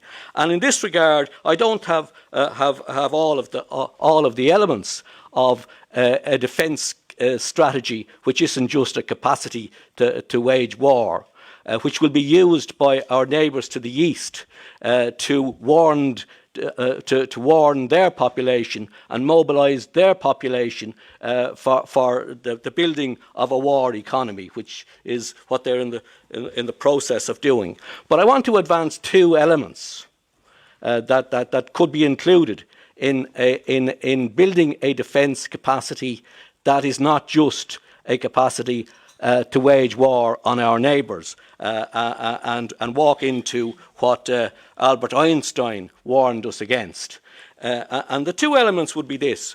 We could have a sophisticated defence capacity which relied on, for example, the building of iron domes around every city and every town in Europe, like what they have over Tel Aviv and other towns in Israel, which prevent assaults from the air. And the second but more important element of it would be a treaty, be it an amended EU treaty or an intergovernmental treaty, if an EU treaty is too difficult to comprehend, which would specify two things. One is that this building of defence capacity would never, ever be used to attack any neighbour of an EU country or any country anywhere in the world. And the second element of it would be that it would not support, defend or assist any EU country which indulged in such a practice. And there would obviously be other elements as well. But I do not think, and I'll finish on this, that we in this movement that we collectively represent in this room can go on acquiescing with the building of a war capacity which is extremely dangerous and which very directly will be interpreted by our neighbours on the east as threatening their security, and which could result in us all sliding in to the greatest conflagration in human history. I do urge that we would include that consideration in our deliberations. Thank you, President. Thank you, Jack. I don't think everybody would be on the same page on that with you, but definitely these are inputs for debate. We are now trying again with the Vice President of Solidarność. So, Bartek, if you are there, so please go ahead. No, widzę, że teraz wszystko jest ok. Serdecznie witam. Yes, I see everything is okay right now. Very warm welcome. Thank you very much for this opportunity that I have to participate in this meeting.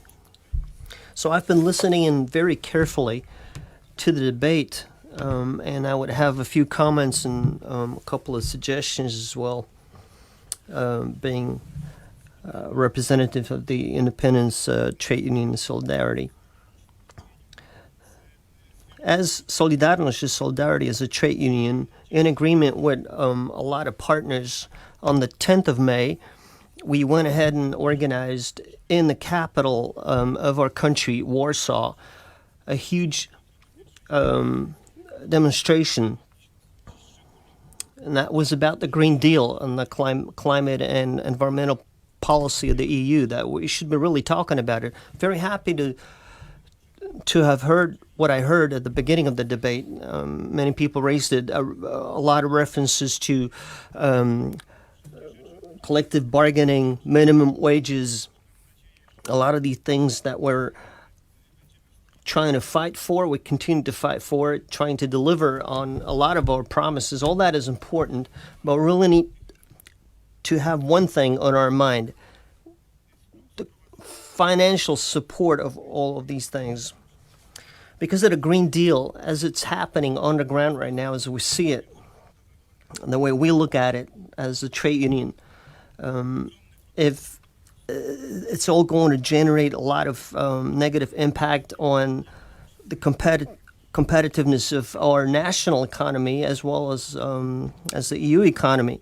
As a result, this is going to trigger financial problems. We're going to be short of the financial means that are necessary to make it all happen.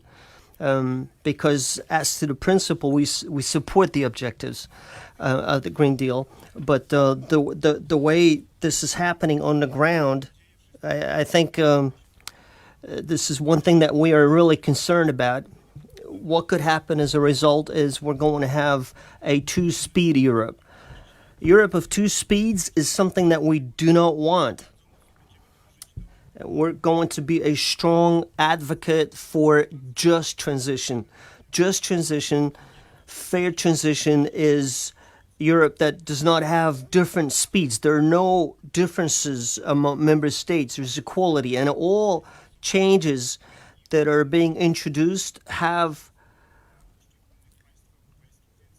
acceptance of member states across the board, and it's not like somebody's paying more for something and somebody's paying less for something. Also, if we're looking at competitiveness, we do understand that some of these objectives that we have for Green Deal are going to have a negative impact on the Polish national economy. That is, again, going to trigger a lot of financial problems. So all these lofty goals, lofty objectives that are being assumed, we are going to make an effort to make that happen, but we need to be careful because that could undermine the balance that is out there, and we really need to focus on this. Thank you very much. I'll continue to listen carefully. Warm greetings from Poland, warm greetings from Warsaw. Thank you very much, Bartek. I've got Klaus Mikael on my list now, so you've got the floor. Thank you very much, and thank you for arranging this exchange that we're having here today, because Europe and the world is in many ways at a crossroad where democracy is really at the center of it. We're in a super election year, and there is a number of challenges. I think there are three priorities that needs to be discussed for the strategic agenda for the European Union. And number one is stronger unions, how to make unions stronger. Number two is to make trade unions stronger, make them even stronger. And the third one is the very same one. We need stronger unions. So I'm going to repeat myself a little bit here. Why is that? Well, democracy and trade unions are intertwined. And I remember very well after the Brexit referendum, I went to London. I met with John Monks, the previous General Secretary of the ETUC, and I just had a very simple question. Why did this happen? And he had a very simple reason. He said both Trump and Brexit happened because of the erosion of the trade union movement that had taken place over time. So a priority and a strategic agenda for it must be to strengthen unions, trade unions, and get us stronger. And I think our manifesto, the ETUC manifesto, really reflects that. We need better jobs and incomes. We need to end precariousness, better working conditions. We need support of trade unions in our bargaining capacity. We need safer workplaces, industrial policies, social conditions. All of that is there. So that's the key area.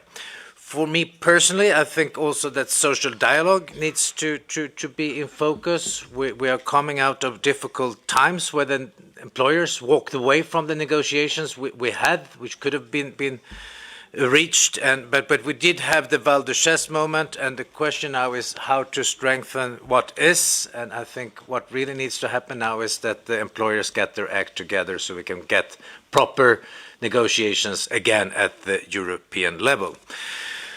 But it's also new fields which we have to enter, and social conditionalities have been on the agenda. I think Oliver mentioned it, I think Florian mentioned it, and many others, but we have to ensure that EU funds are used to support collective bargaining and trade unions.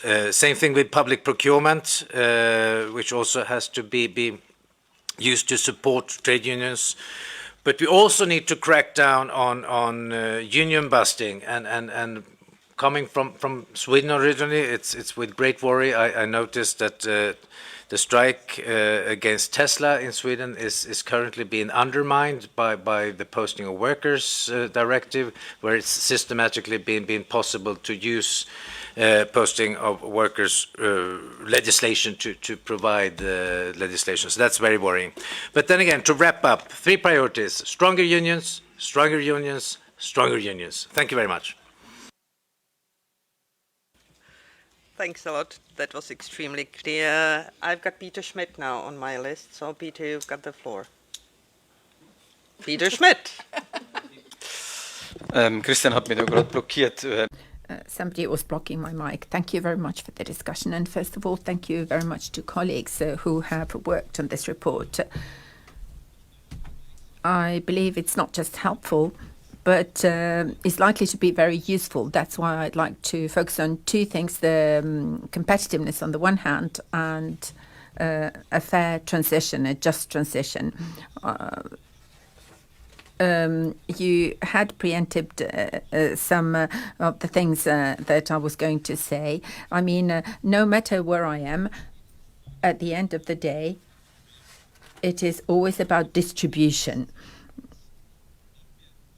Allow me to just briefly elaborate on something that we've heard from the colleagues from Solidarność. If we make mistakes and if we look at the Green Deal as an element of all this that would be putting our competitiveness into question, would be a grave mistake. It is not the Green Deal or the different speeds at which we need to move towards the Green Deal that is going to do that. But we've seen this graphic presentation of different wage developments. So it is this conjunction that we see here that is a little bit problematic as to why our competitiveness could be in jeopardy. And this is something that Antonio Costa has said is due to a lack of investment in these new technologies. So is the money only going to go to those who already have enough? And are we not going to do anything else? I mean, in that case, of course, we will lose our competitiveness and our competitive edge. I mean, who invests in future technologies? The US and China. And if we keep lagging behind, we will be the losers on the world markets. We will lose that competitive edge. So do please think of competitiveness in terms of what we've just heard in this report. That is to say, competitiveness requires social policy in terms of channeling these funds correctly. And Olivier had said it as well. The decisive question, as we've heard from colleague Stahl, is we need strong unions that see to it that this extra money is distributed democratically. And also, what do we do here within this committee on the basis of this report? Are we going to use it in some way? In Group 2, for example, when we draft our opinions, I believe we should use it because we're a part of this trade union movement. And sometimes, I do apologize for saying this, I'm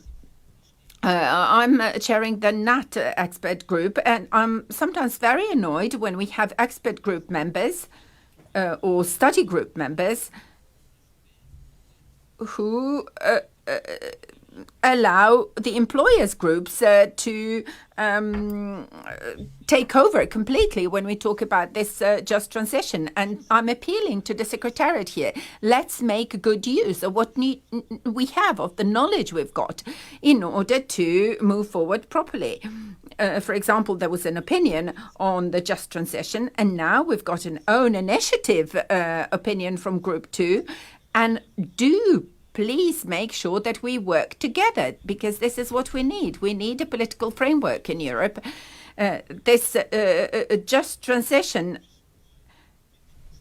needs to be accompanied not just by legislative instruments, but the relevant amounts of money. I don't think we should be reluctant to do that. That's something that Florian has touched upon as well. We need to keep insisting on the fact that the wealthy need to be taxed more, because otherwise there won't be a just transition at all. And we need to make our voices heard. We must get the money from the rich because they have it. I believe we really need to fight that battle here within the committee as well. Thank you very much, Peter. Now I've got Josef Bugea from GWU online.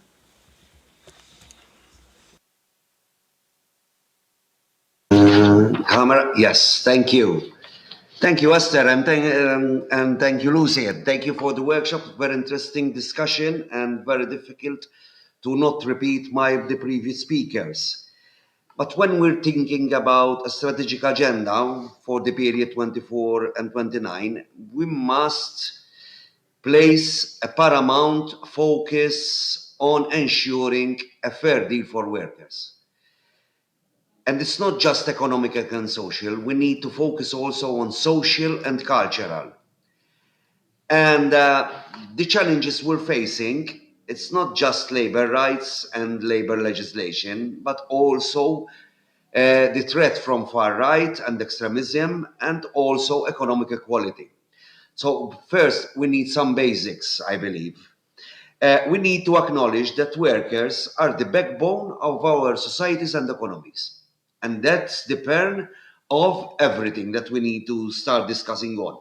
We need, and everyone need to acknowledge that their hard work fuel not just progress and prosperity, and yet their rights and well-being are very often overlooked or undervalued.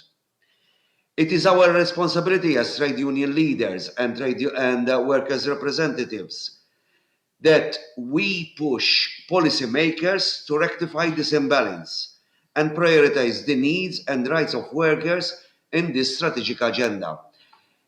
We need to push the European Commission, European Union, European Council so citizens can feel the pillar of social rights, can feel that the Green Deal is improving their quality of life. And to achieve this better quality and decent work, there are several key areas that we need to strengthen. Labour rights, enforcing existing regulations, promote collective bargaining, the adequate minimum wage. We are proud as a workers' union that we were part of the negotiations team with the ATUC. But now we need that to cover all member states, the 80% threshold. And right now in Malta, we are drafting the plans as a workers' union. We are promoting the idea of automatic enrollment for all employees, because the right to associate is being forbidden to about 5 to 10% of the workforce by employers. So we need to enforce that. And we need to ensure that collective bargaining, once they cover these employees, that the workers received fair wages, that they have a dignified and safe workplace, and enjoys full social protection. It is unacceptable that many workers across Europe continue to toil in precarious conditions with inadequate pay and insufficient safeguards for their health and safety. Now we are not talking about the national economies or European economies. Now we're talking about a global economy. So the competition is coming from America, it's coming from North Africa, it's coming from China. And we need to promote our model, the European social model. It's not just that we need to be economically stable, but we also need to be socially sustainable. Employees need to have a decent job and live a decent life. And this necessitates a comprehensive approach that addresses not only traditional workers' issues, but also emerging challenges such as automation, climate change, digitalization, demographic, the gig economy, So this strategic agenda needs to take all this into account. And when we talk, because a lot have been said about efficiency and productivity, yes, what about the well-being, the mental well-being of our employees? The well-being, the work-life balance, the right to disconnect. Everywhere you read now is doing more with less, and we're burning people, even some employees.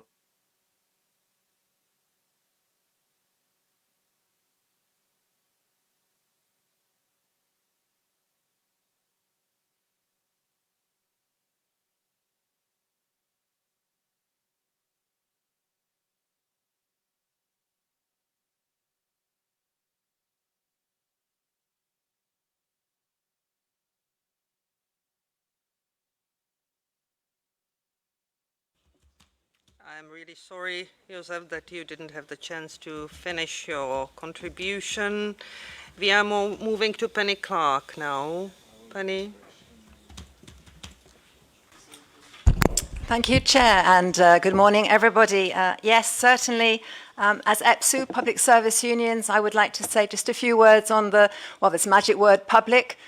We heard a lot today already on the strategic agenda and the need for the social Europe. I think in our view, certainly social market Europe, and a green Europe as well. It's very worrying. We see we're backtracking on many of the climate crisis targets. So a social market, a sustainable social market economy must have a mixed economy. So not everything in private hands, public ownership, cooperation, solidarity, dilution of economic power is linked to public ownership in all its shapes and sizes. And I remind you that in many member states, local municipalities are very successful, efficient public providers of much needed services, the essential services that are mentioned in the European Pillar of Social Rights, the utilities, water, sanitation, energy, but also other very important services for people, health and social care and education and so on. These are often publicly run and have to be publicly accountable, of course, and have to be publicly funded. It was a pleasure to hear Mr. Costa talk about the, public goods for public purpose in public hands. And of course, we do need to have fair and progressive taxation. Now, Mr. Costa, he only referred to the, whatever you call it, the acronym on the cross-border mechanism and the financial transaction tax, which is an oldie. It would be good if it could come back, but not only for EU funds. I mean, we cannot just have kind of democratic public finance at EU level, but not at national level. And we heard also, too, about growing inequalities and regional disparities within Europe. Averages can hide many differences. And I think we need a joined-up European strategy that's not just EU, but also national, how to reduce the inequalities between countries, has been called a lot, but also within countries, and the two have to go together.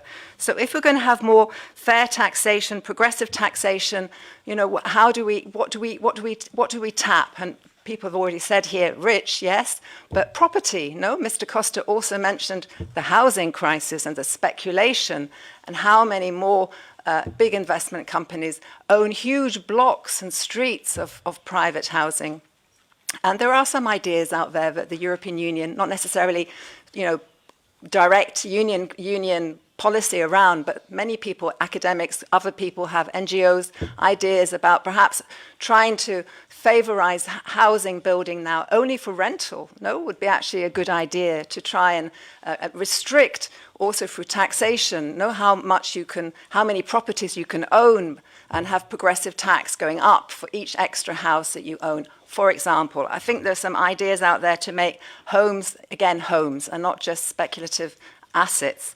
And then, as I was mentioning, public ownership, indeed, we talked about the EU common goods and the public goods, and what role then for public services at European level. To share with colleagues who maybe not yet seen in detail the report from Enrico Letta, he does propose an action plan for services of general interest, SGI. Indeed, it could be very useful if, of course, the principles go with the action plan, so that we're having, well, to give an example, in the letter report, it talks about, and Livia mentioned railways, it does talk about having more high-speed train connections within Europe, but the letter report doesn't say a word, as far as I could see, about the need to also have a local train service to take people to work and back and so on. No? So it's concentrating at the different levels. And if we are to have, if we realize we need to have more public services, it has to be somehow not necessarily completely public, but publicly controlled. Otherwise, we will increase, through this sort of EU champions, we may very well increase the inequalities and the wealth concentration, which we realize is a problem when we have to redistribute the wealth to make sure we're not leaving regions and people behind. So I think, to conclude with that, more reflection on the role of democratically accountable, publicly run, publicly mandated, and often the procurement, to very conclude, is a way of doing that through the conditionalities through public procurement, but not only public procurement. We have some less rosy examples of the public-private partnerships where the conditionalities are not enough, and where actually the forms of finance are so complicated that they don't work. So a focus on more public in the strategic agenda, and not to lose sight of the green. Indeed, we need it very much on board. Thank you very much. Thank you very much, Penny. I've got now Ludovic on my list. Yes, hello. So a lot was said already, so I will try to be brief and focus on the just transition we need, the industrial policy we need, and the austerity we should avoid, and the economic policy we need in this regard, but really shortly. Just transition, as it was said, I think there's no satisfactory just transition framework at the moment that would allow to tackle the regional disparities, the regional inequalities. So the actual design of the European Green Deal is not satisfactory and is in fact unfit socially to reach the climate objectives. And in this, but in the same time, the European Green Deal, in its current design, will increase the regional inequalities, but the absence of the European Green Deal will do the same. So in the absence of action against climate change in the different countries, it will also affect the most vulnerable and working people hardly. So we have only one option in this regard. It's to fix the European Green Deal rightly and to complement it with a just transition policy framework. A just transition policy framework that would not only mean the replacement of the same world of work of tomorrow, of the world of work that we have today. We have also to fix in the transformation the actual inequalities that already exist. We cannot just have in 2050 a climate neutral economy, but with everybody who would be Uberized, if I can make a caricature. So this brings the need to show that we cannot separate employment discussions and climate discussions.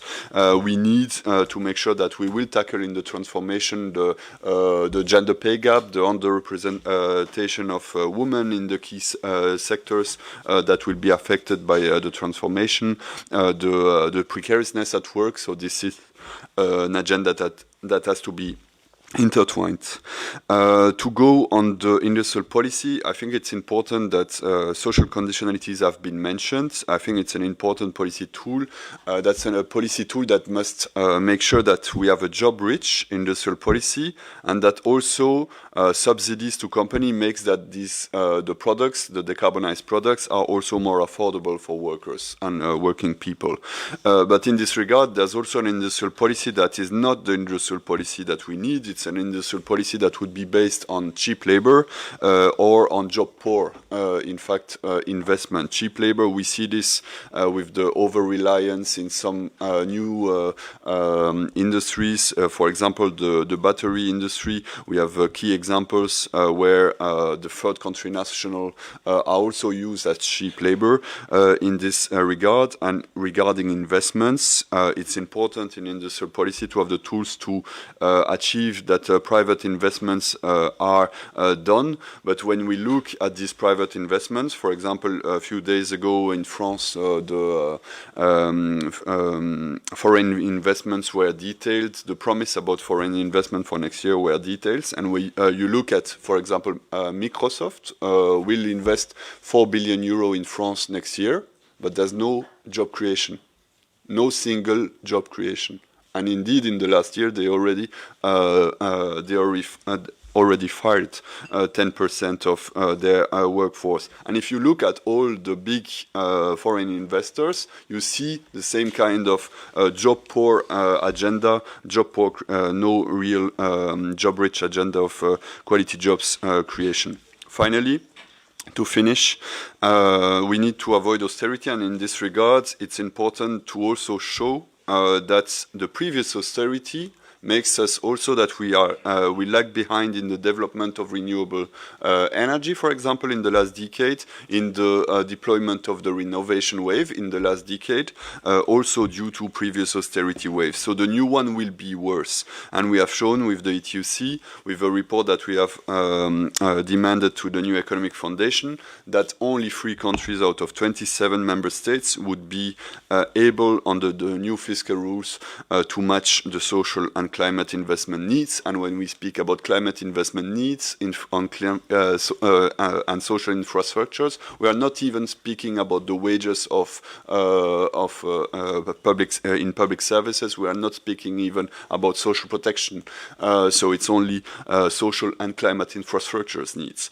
So it shows that we need way more money on the table. That's where I will finish. Our report shows that we need at least, in order to make sure that all countries can invest in the social and climate infrastructures, we need 400 billion a year. This is 3 times more than Next Generation EU. So this shows the level of ambition that we need to have and what we need to pressure for in the next strategic agenda. Thank you.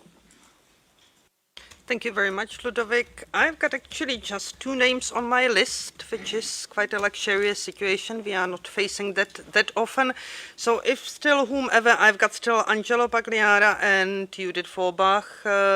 So if anyone would like to get the floor in this debate, hands up, please.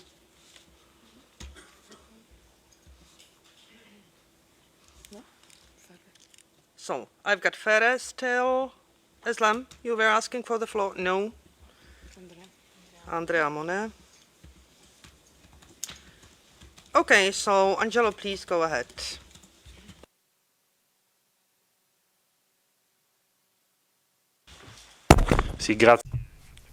Thank you very much, Chairman. It was a very interesting round of discussions. It's made it possible for us to pick up on the things that we've been doing for a number of years on a daily basis in the committee. I listened very carefully to everything that was said by the different people and in response to what our colleagues have said. I wanted to say a couple of things. Firstly, the question of competitiveness. We all are well and in Group 2 of the ESC, we're probably more aware than others are, as Peter Schmidt said before, that the leitmotif of Group 1 has become competitiveness. Competitiveness has become their go-to word, and that's what's pushing them in the line of deregulation. Now, we know that because we're seeing it on a daily basis in the negotiations that take place within the study groups. But at the same time, and I'm being very straight up here, at the same time we know that they don't follow very closely the legislative proposals being put forward by the Commission. I was a rapporteur of an opinion on SMEs, which is a strategically important issue. And in this package, the Commission supported the proposals of Group 1 for deregulation and everything we keep on saying about red tape, SMEs, and so on and so on. I had a study group meeting, which was pretty tough.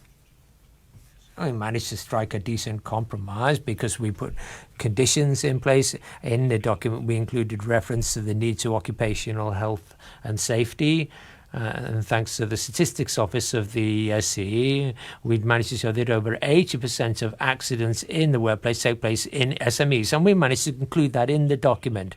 A few weeks after, the President von der Leyen wanted to put in place an SME envoy. And they appointed some German MEP, I think. Then there was a scandal and that MEP had to back down. Since then, I've not seen anything from the ESC, and yet this is something which is really important. The SMEs package is something which is particularly important, and also the appointment of an SMEs envoy was going to be very important. The heads of groups of the opposition parties wrote a letter, however, and made the envoy step it down. There was a lot of focus on this. I know we do this on a daily basis, but I think we could still draw more attention to it and push the message home still more strongly. Also, I've heard the president of Solidarnosc talking about the Green Deal. Unfortunately, some of the things that are being said there are true. In Italy, too, we're seeing that in workplaces and in companies and in factories, and it's something we simply have to accept, that things are not happening as they should have. It's not a question of undermining the Green Deal. We all support the Green Deal, but in many cases, it's not something which is supported by workers. When you have industrial crises, when you have relocation, obviously workers are not going to support the Green Deal. They're going to criticize it. And then who do they turn to? The populist, far-right, nationalist, fascist movements. That's simply a fact. We have to say it. We all know it. We keep on saying in the EESC. But the way in which the Green Deal has been put together, well, it's all very noble and lofty, but it hasn't thought much about the social consequences of it. I remember the discussions we had at the beginning of this entire process with the Timmermans officials. And when we asked them, well, look, okay, but in terms of the social consequences of all this, what are you doing to offset them? You remember, they said, you remember it as well as I do, we know there's a problem, we'll see. We'll see. That was it. And now we're paying the consequences. And the other day, I was just reading an article which somebody had sent to me on one of the major Chinese dailies, saying we're a leader of electrical vehicle components and we're helping the Europeans to obtain the objectives of the Green Deal. That's the Chinese. I mean, is that the way we want to go? One last comment on resources. We all know that we need resources. In the committee, we've been asking for this for ages now, and there are lots of very good proposals that are being made to this end and to ways in which we can raise common financing. And yet we're all witnesses to the fact that there's a large number of European countries that are not interested in joint funding of industrial policy, common investments, and what have you. Again, it's a fact, and we have to be able to take that into consideration. Quite a number of member states don't want to have this kind of financial integration and common or joint funding. Finally, on the question of tax the rich. No, I'm speaking here on behalf of my organisation. We've got nothing against taxing the rich. Nothing.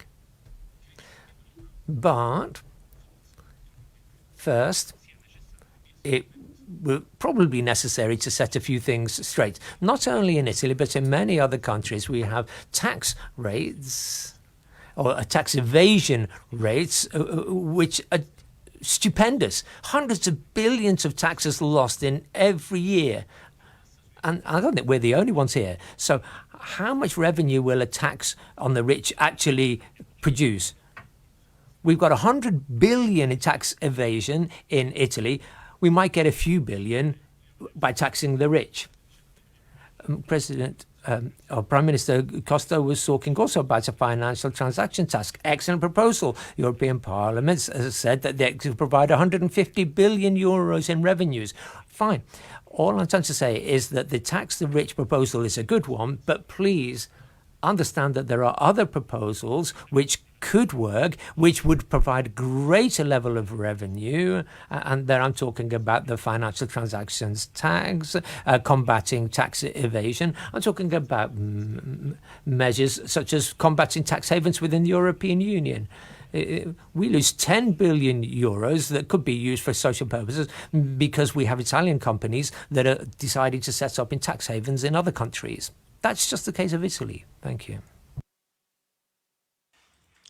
Ja, vielen Dank. Ich knüpfe an die Worte meines Thank you. If I can just link into what the previous speakers said. They talk about tax havens and transaction taxes. A lot was said that I can agree with, but I would like to shine some light on financial markets and the way they are constructed and what impact they have on the way society works, and indeed what impact they have on our workers in Europe.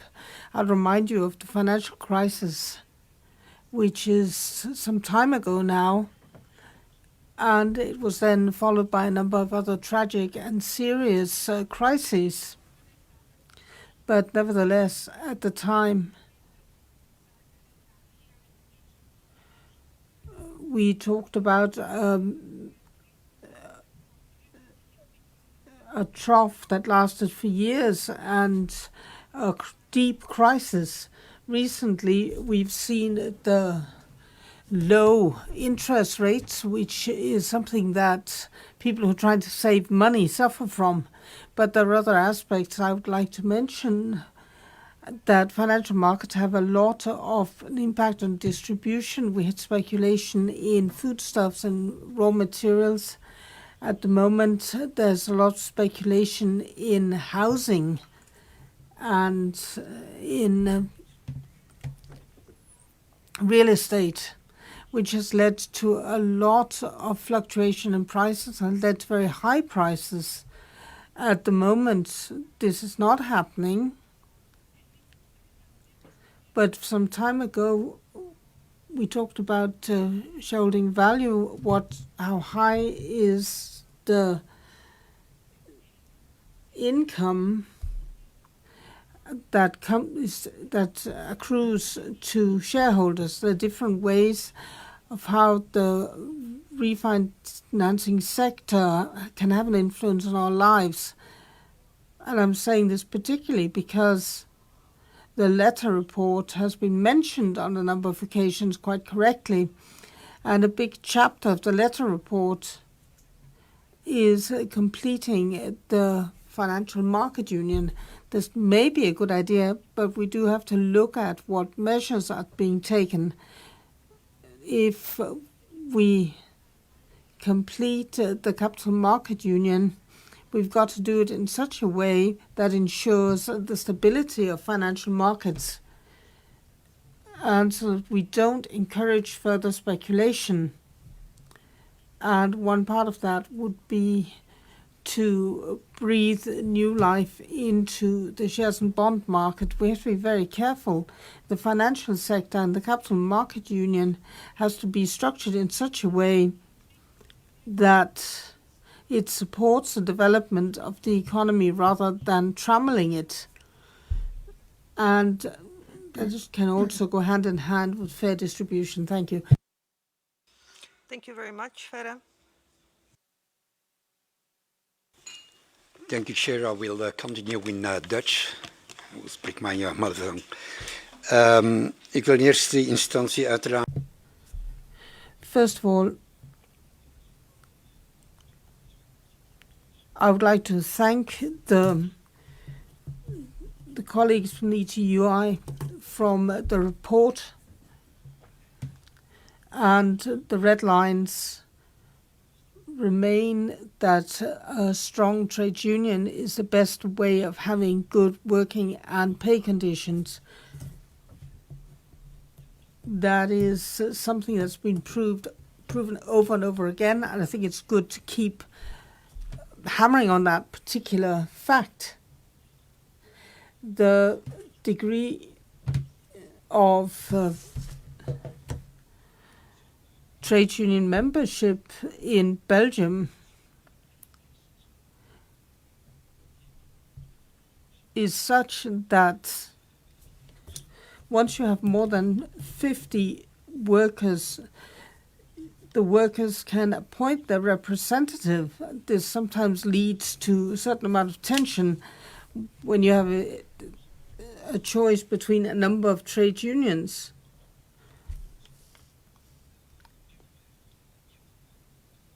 But this is something that the trade unions achieved more than 80 years ago.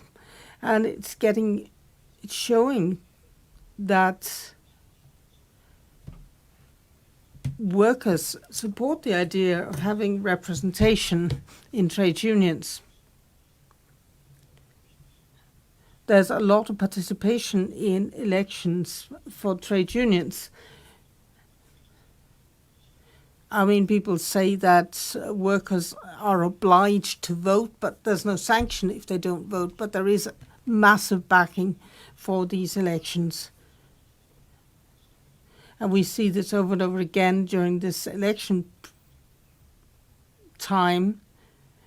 We see that it is important to have trade unions present in companies. Social dialogue can be structured in companies as of 50 members, but unfortunately, we're not able to bring that limit of 50 down, which means that there's a large group of workers who are not actually represented in a structural way in the companies, and that they're then having to rely on sectoral dialogue. And this is something that was mentioned quite correctly by the ETUI. And for those subjects which are not really relevant for sectoral dialogue, all that's left is a national dialogue. And I think that one of the most important elements is social security. Social security offers a guarantee that you will be helped when there is no work, or when you retire, or when you're ill, or for one reason or another you have to leave the labour market.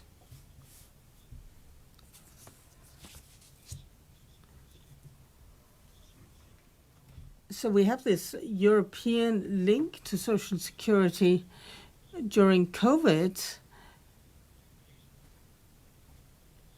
Everybody praised the social security system, even the employers. Now that we're out of the COVID period, it apparently isn't so necessary anymore. We have elections coming up in Belgium, not just European elections, but also national elections on the 9th of June. And it seems that the whole system of social security is being seen as a cost. It's not a benefit, but it's seen as a cost.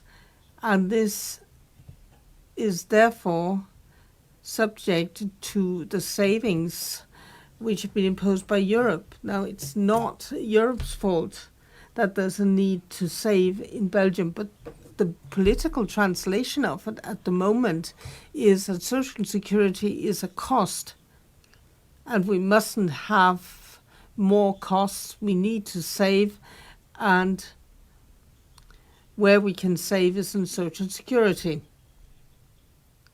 And that's in line with what the EU has laid down for Belgium. And that's the kind of tension that we're faced with at the moment.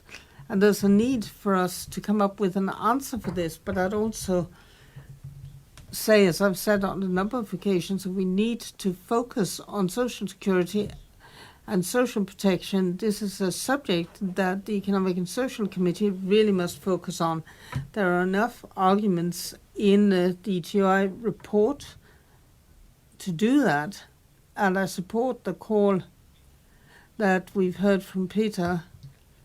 Let's use this as a guideline for our work in the committee. We can do this through opinions that we ourselves can come up with. So we have a lot on our plates, and I think it's very inspiring work, and I think the report can only help us in this work. Thank you. Thank you very much. My last three speakers, and I really closed the list already, are Andrea Monet, Manolo, and Maria. So, Andrea, please go ahead. Keep the 4 minutes limit, please. Grazie. Thank you. Sì, grazie anch'io. Ringrazio innanzitutto per questo evento. Thank you very much. It's very timely, very useful, so thank you for organising this event, and thank you for providing us with such an excellent basis for our work in helping us to improve our policy recommendations. I want to just make a few comments on what has been said by others. As others have said, I think it's clear that we all need to make sure that we have a high level of ambition equal to that of the founding fathers when they decided to create the European community, because the issues that we're faced with today are very complex,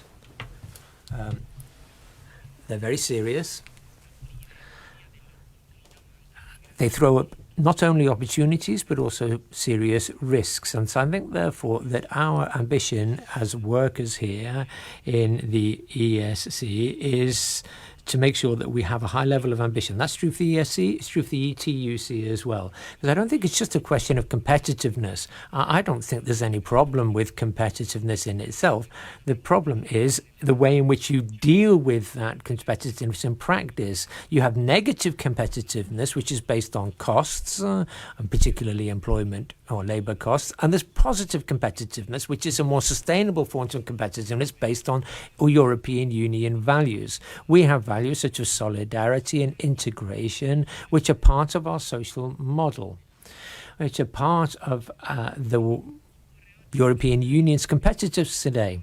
So I think we need to talk about competitiveness, but in a socially sustainable way. A socially sustainable form of competitiveness is going to be key and essential to the future of Europe. And that is why now, more than ever, we need to be able to have a participative governance approach. We need collective bargains, we need social pacts. All the phenomena, the complex phenomena that we're faced with today have to be dealt with through participative governance, through the full involvement of all stakeholders, obviously the trade unions first and foremost. Because if we don't insist on our possibility to participate, not only will there be a risk that we will be marginalized, no, there will be a greater likelihood of those who are losing out moving to the far right populist movements. So we need to have this participation in order to be able to help guide and frame policies, and that's the way in which we need to promote participative governance. A couple of final comments. In Italy and in other member states, I dare say as well, we're seeing major clashes between the need for solidarity and stability on the one hand and taxation on the other, between EU pooling of sovereignty and national sovereignty on the other. And I think these contradictions can only be overcome if we look at the experience of the last few years. Look at what happened in COVID. We saw there that it was only if we have a European level of sovereignty that we would be able to guarantee the interests of member states as well. Only if we were able to assume the costs together, will we be able to promote integration and overcome the territorial and social divisions that exist within Europe. So we need to do more to overcome the lack of integration in Europe, both from an employment point of view, but also from an institutional point of view. And there are a couple of practical ideas that I would like to put forward here, because I think it's important that as trade unions, we have a clear idea of what we want to propose and what we want to ask of the institutions. I think, as we said yesterday, what we want to do is to make sure that we have more room to participate in discussions. We need to make sure that there is a possibility for trade unions to be involved in due diligence, in combating forced labor, how that was vital to putting sustainability back on its proper tracks. We have to do more there. We need to talk about cross-border collective bargaining. We need to talk about going beyond companies, beyond nations, because that's the only way we're going to be able to deal with dumping. And what do we need to ask of the institutions? Well, I think in order to avoid the gaps getting worse is we focus on public European goods. We have to understand that development, technology, training, information are European public goods which should be guaranteed to all over and beyond the state's ability to finance them themselves. We need to think about this as a European heritage. It's not the heritage of individual member states. We need to make sure that there are mechanisms in place which make it possible for this European heritage to be developed in technology. A European Technology Sovereignty Fund, for example, is something we should be asking for. We need to make sure that there are European mechanisms to protect these European public goods.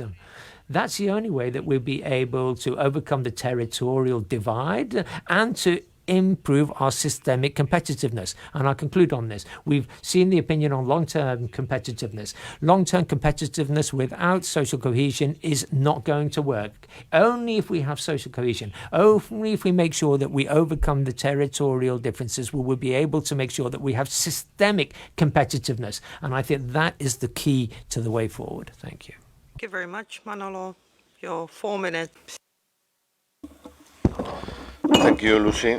I will speak in Spanish. Vamos a ver.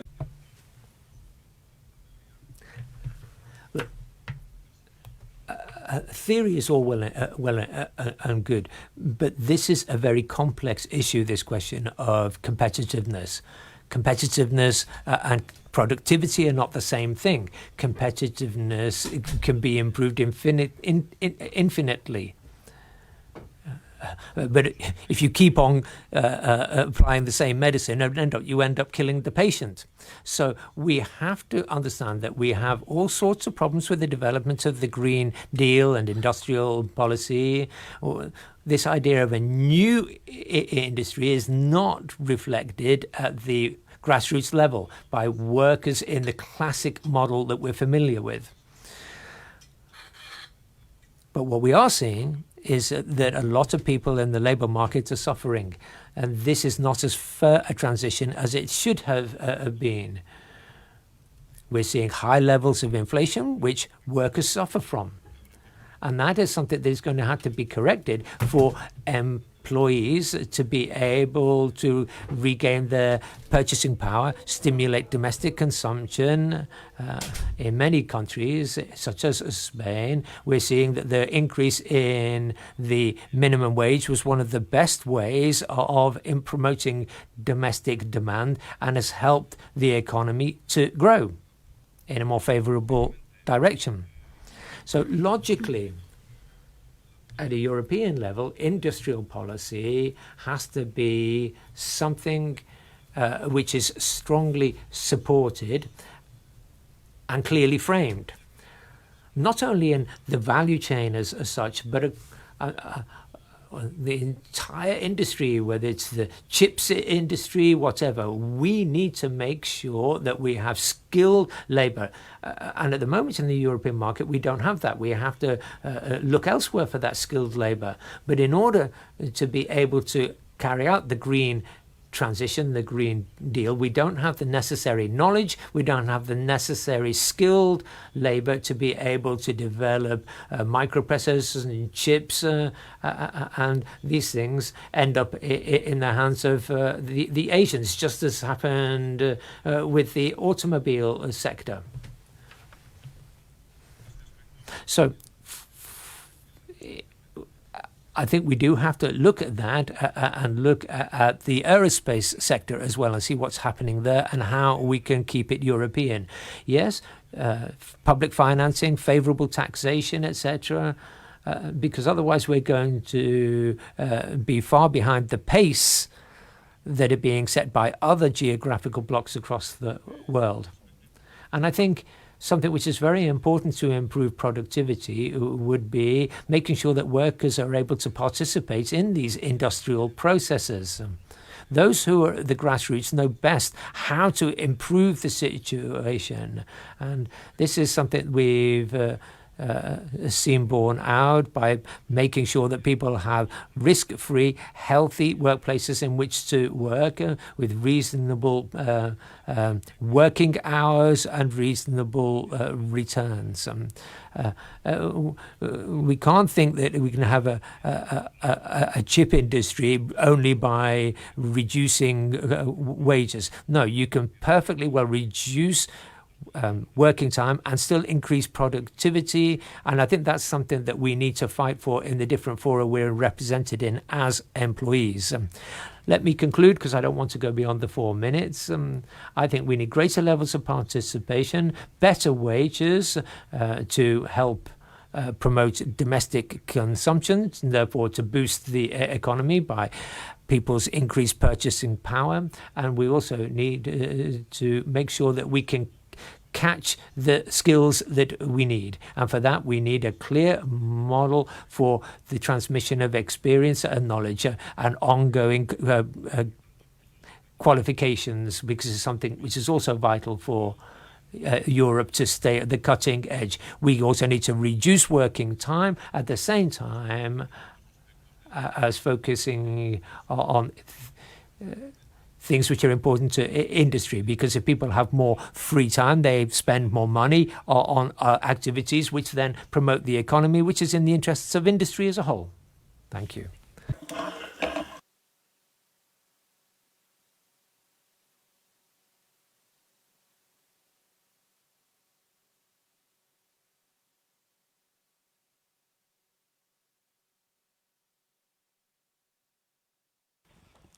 Muchas gracias, Lucy. Thank you very much, Lucy. I can be shorter even than the 4 minutes. I just wanted to share a couple of ideas with you. First, on the Green Deal. We've seen from the discussions that we all agree on the principles and the objectives of the Green Deal. And it seems that there are two different ways in which we could deal with the concerns and the risks side of things. One part of the trade union movement seems to be in favor of a Green Deal, but not this Green Deal. And that's a way of stopping progress and preventing a change. And I don't think it's helpful. It's not very constructive. But then we have another part of the trade unions movement, which I think we should focus on, which is yes to change, trying to influence things at all levels, at the European level, in our individual organizations, and speaking to people who are most directly affected. Because it seems to be that the concerns that people have in industry, and when we talk to people in the factories, conditions what we say here. I think it should be the other way around. We should be trying to offer solutions to people, offer them ideas to allay their concerns and make them feel that they are participants in the process.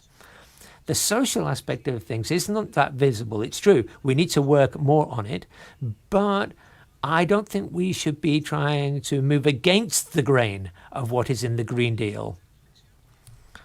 A second idea is something that Manolo was talking about. He pretty much stole my thunder. We need to reduce working time. Now, that's not an idea we're focusing on very much. We're moving in that direction in Spain, but I think it's something that we're not exploiting as much as yes. Digitalization is meaning that there's less work around. And society has developed a lot, productive methods have developed a lot. And so we are in a position now to be able to talk about reducing people's working time without reducing their wages. And I think that's a message that we could say more about on behalf of trade unions. At the European level, I get the feeling that civil society is actually ahead of us on this. They're exploring areas which the trade unions should be dominating, and yet we're not really there yet. Thank you very much. Thank you very much. Actually, we went through a very rich debate with high-ranking speakers, with the mixture of the ESC members, ETUC top-level representatives, European federations representatives, our trade union leaders, so all actually focused on the future strategic agenda. Mixture of everything. I give the floor first to you, Esther, then also to reflect a bit. But I am really extremely happy for this debate already now. Esther, go for that.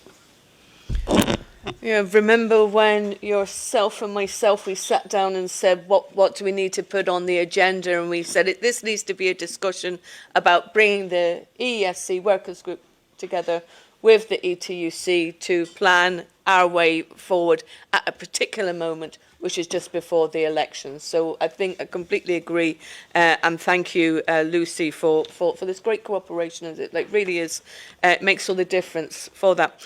But I want to begin by saying that the ETUI has a lot to be proud of. Time and time again, people took the floor to say how useful, relevant this information is. And I also know, because I see how much contested everything we do and say in this space is, and never once are they able to point any mistake. And it's not because they aren't out there trying to try, they are. So I really want to congratulate Agnieszka, Soteria, but the whole team for that. This is exactly what we need. We need quality information, research put in our hands so that we can do our job inside the rooms, inside the boardrooms, inside the policy rooms, do our jobs inside the companies, inside the trade unions, on the streets. That's what we need. We need this quality information, and thank you for that. So for the ETUC, the strategic moment we're in now is we came together for our Berlin Congress and we had a manifesto. We translated that manifesto into the fair deal for workers, the commitments that we're asking politicians to adopt. We got that into a lot of the EU-level political parties. We then took the same demands into La Hulpe, where we secured a lot of them. Again, also with Enrico Letta and also with Draghi for his report. And the next stage is the strategic agenda. So for us, that's our focus at the moment in terms of the text. What can we get into the strategic agenda, and how can we package it so as we will know when we see it when it gets there? So it's not diluted in all different places. So we have a very clear demand. We want a chapter on quality jobs. And in that chapter, we want it to focus on promoting, exactly as Klaus Michael said, trade unions, building union power, building collective bargaining, building social dialogue. And that means recognising the prerogatives of trade unions, not treating us like we're a glitch in the system, or as beginning to be the case in some member states, an active hostility towards us, but rather to see us as agents who can actively anticipate and manage change. And for those companies or those member states who don't properly appreciate trade unions, well, then we need a directive to guarantee trade unions can anticipate and manage change, to be involved, to guarantee a right to training, that we can negotiate paid time off, to make sure that we can do our job. As Frank has said, also about AI. The only way we're going to make AI safe in the workplace is through collective bargaining. But also that needs to be backed up with a directive that guarantees that we've the strength in the places to be able to do that. So we need to be as much about trade union renewal as we are about making sure that all legislation in the future supports and promotes collective bargaining as the way in which we secure our collective rights. And we've already begun to do that with the minimum wage directive, with the gender pay transparency directive. We can do it with the right to disconnect, we can do it with AI, we can do it with psychosocial risks, we can do it with anticipation and management of change. But also in that chapter on quality jobs, we need to make sure that there is an EU instrument, exactly as Antonio Costa said, with the same labour focus as SURE had on making certain that where there are investments, or that there will be investments, but those investments guarantee positive outcomes for the workers too. It can't be the case that the companies succeed, but that they succeed at the expense of working people. It can't be the case that the green transition is at the expense of workers and quality jobs. And it doesn't need to be. What needs to happen, though, is we do need a flanking measure of investments to guarantee it. And we shouldn't be afraid of making that claim. We should be as equally strong on the green transition as we are on the need for investment so that workers and their communities can succeed.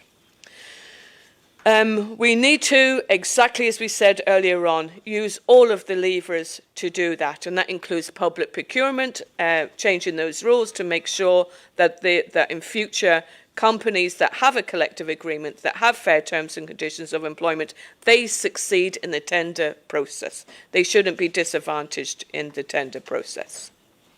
But also, we need to challenge the narrative on competitiveness in that chapter too. Competitiveness relies as much on whether workers can afford to live close to their workforce as anything else.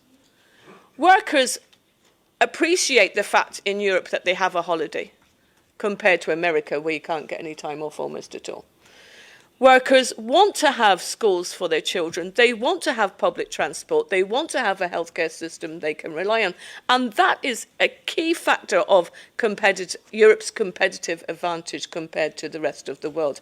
Our social model is our key competitive advantage, and we need to sell that more. And we need employers to come and do that with us. And I think the EESC is a place where you can bring employers more likely to be able to recognise that, so that they're honest about the fact that for many companies, they recognise that the real value of having the rule of law, having great public services represented well by EPSO and Penny here in the discussion already. The price of housing is critically important, recognised and called for by Enrico Letta as having a European committee established to look at housing and its affordability.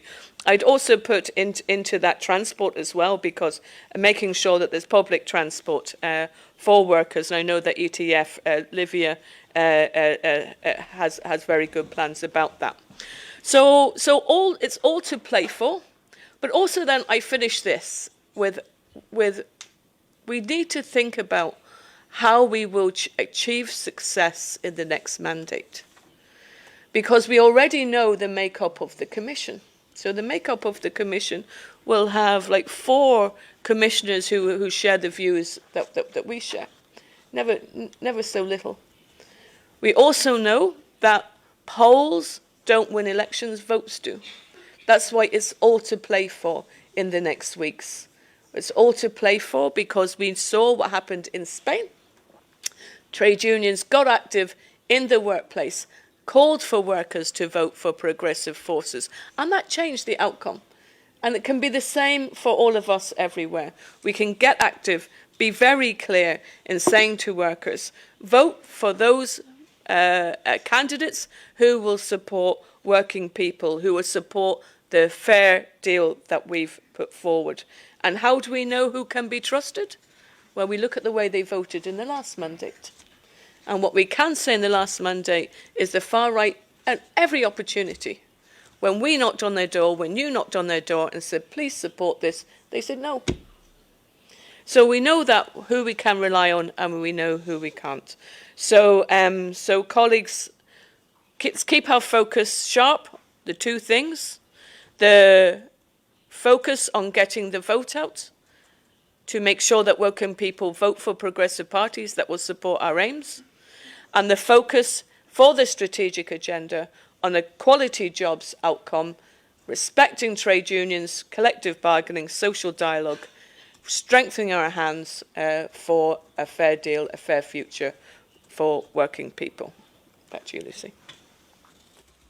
Thank you very much, Esther. You actually made my life much easier because I still have to make the thanking part of the story a very sincere one. Still before inviting for a small cocktail, which is just in front of this meeting room, where we can, in a nice atmosphere, still finalize some of the debates. But I mean, I am extremely happy that the cooperation in mixing the different speakers of the different level, of the different backgrounds, really work extremely well here today. What is extremely clear for me is, and it has been mentioned several times here, that we should be really smart and effective in using our resources. Means really good distribution between your secretariat, our secretariat, but also, again, pointing to the benchmarking Europe as a source of information, reliable information we should be using, and we should take it as a benchmark, you know. In what we are doing, we just shouldn't go below. So again, there are still a few paper copies here, so when leaving the room, don't forget them here. Together also with a few copies of our priorities and ETUC manifesto, I guess? No. But our priority, but they are online. But the manifesto is, of course, online. In all languages. But what I just wanted to say is,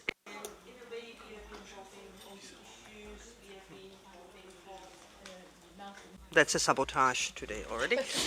We have been talking for last 9 months or so when debating in depth our Group 2 priorities. So actually all the topics that have been mentioned here are in our priorities as well as in the ETUC manifesto. But here and there are times and moments when these need to be reconfirmed in a way, reshuffled according to the urgency of actions needed at the same moment. But I mean, we need to also work smartly with this. We need to use it. We really need to, I guess nobody is sleeping here yet, we really need to turn to the respective people and parties here on the European level and demand this.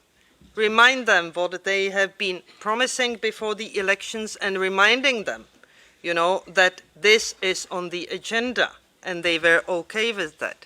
We also should be effective in acting on the company, local, regional, national, EU, global level.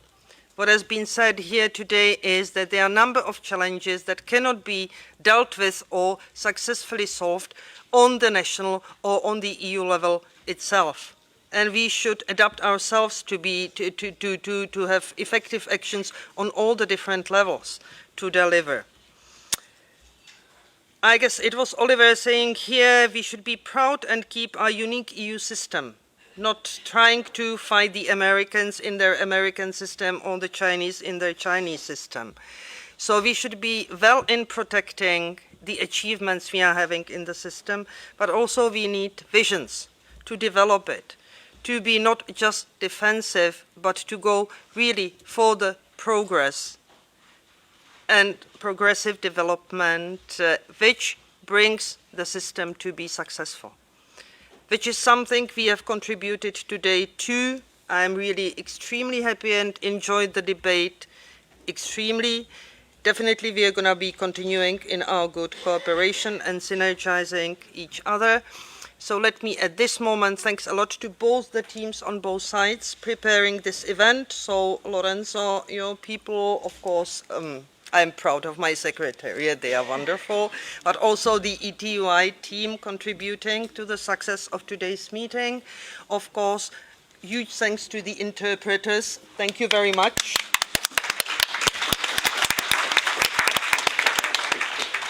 Technicians of the team, all the speakers, and all of you for a really lively and valuable debate. So I declare the meeting closed, and the cocktail is waiting for us in front of the building. Thank you very much.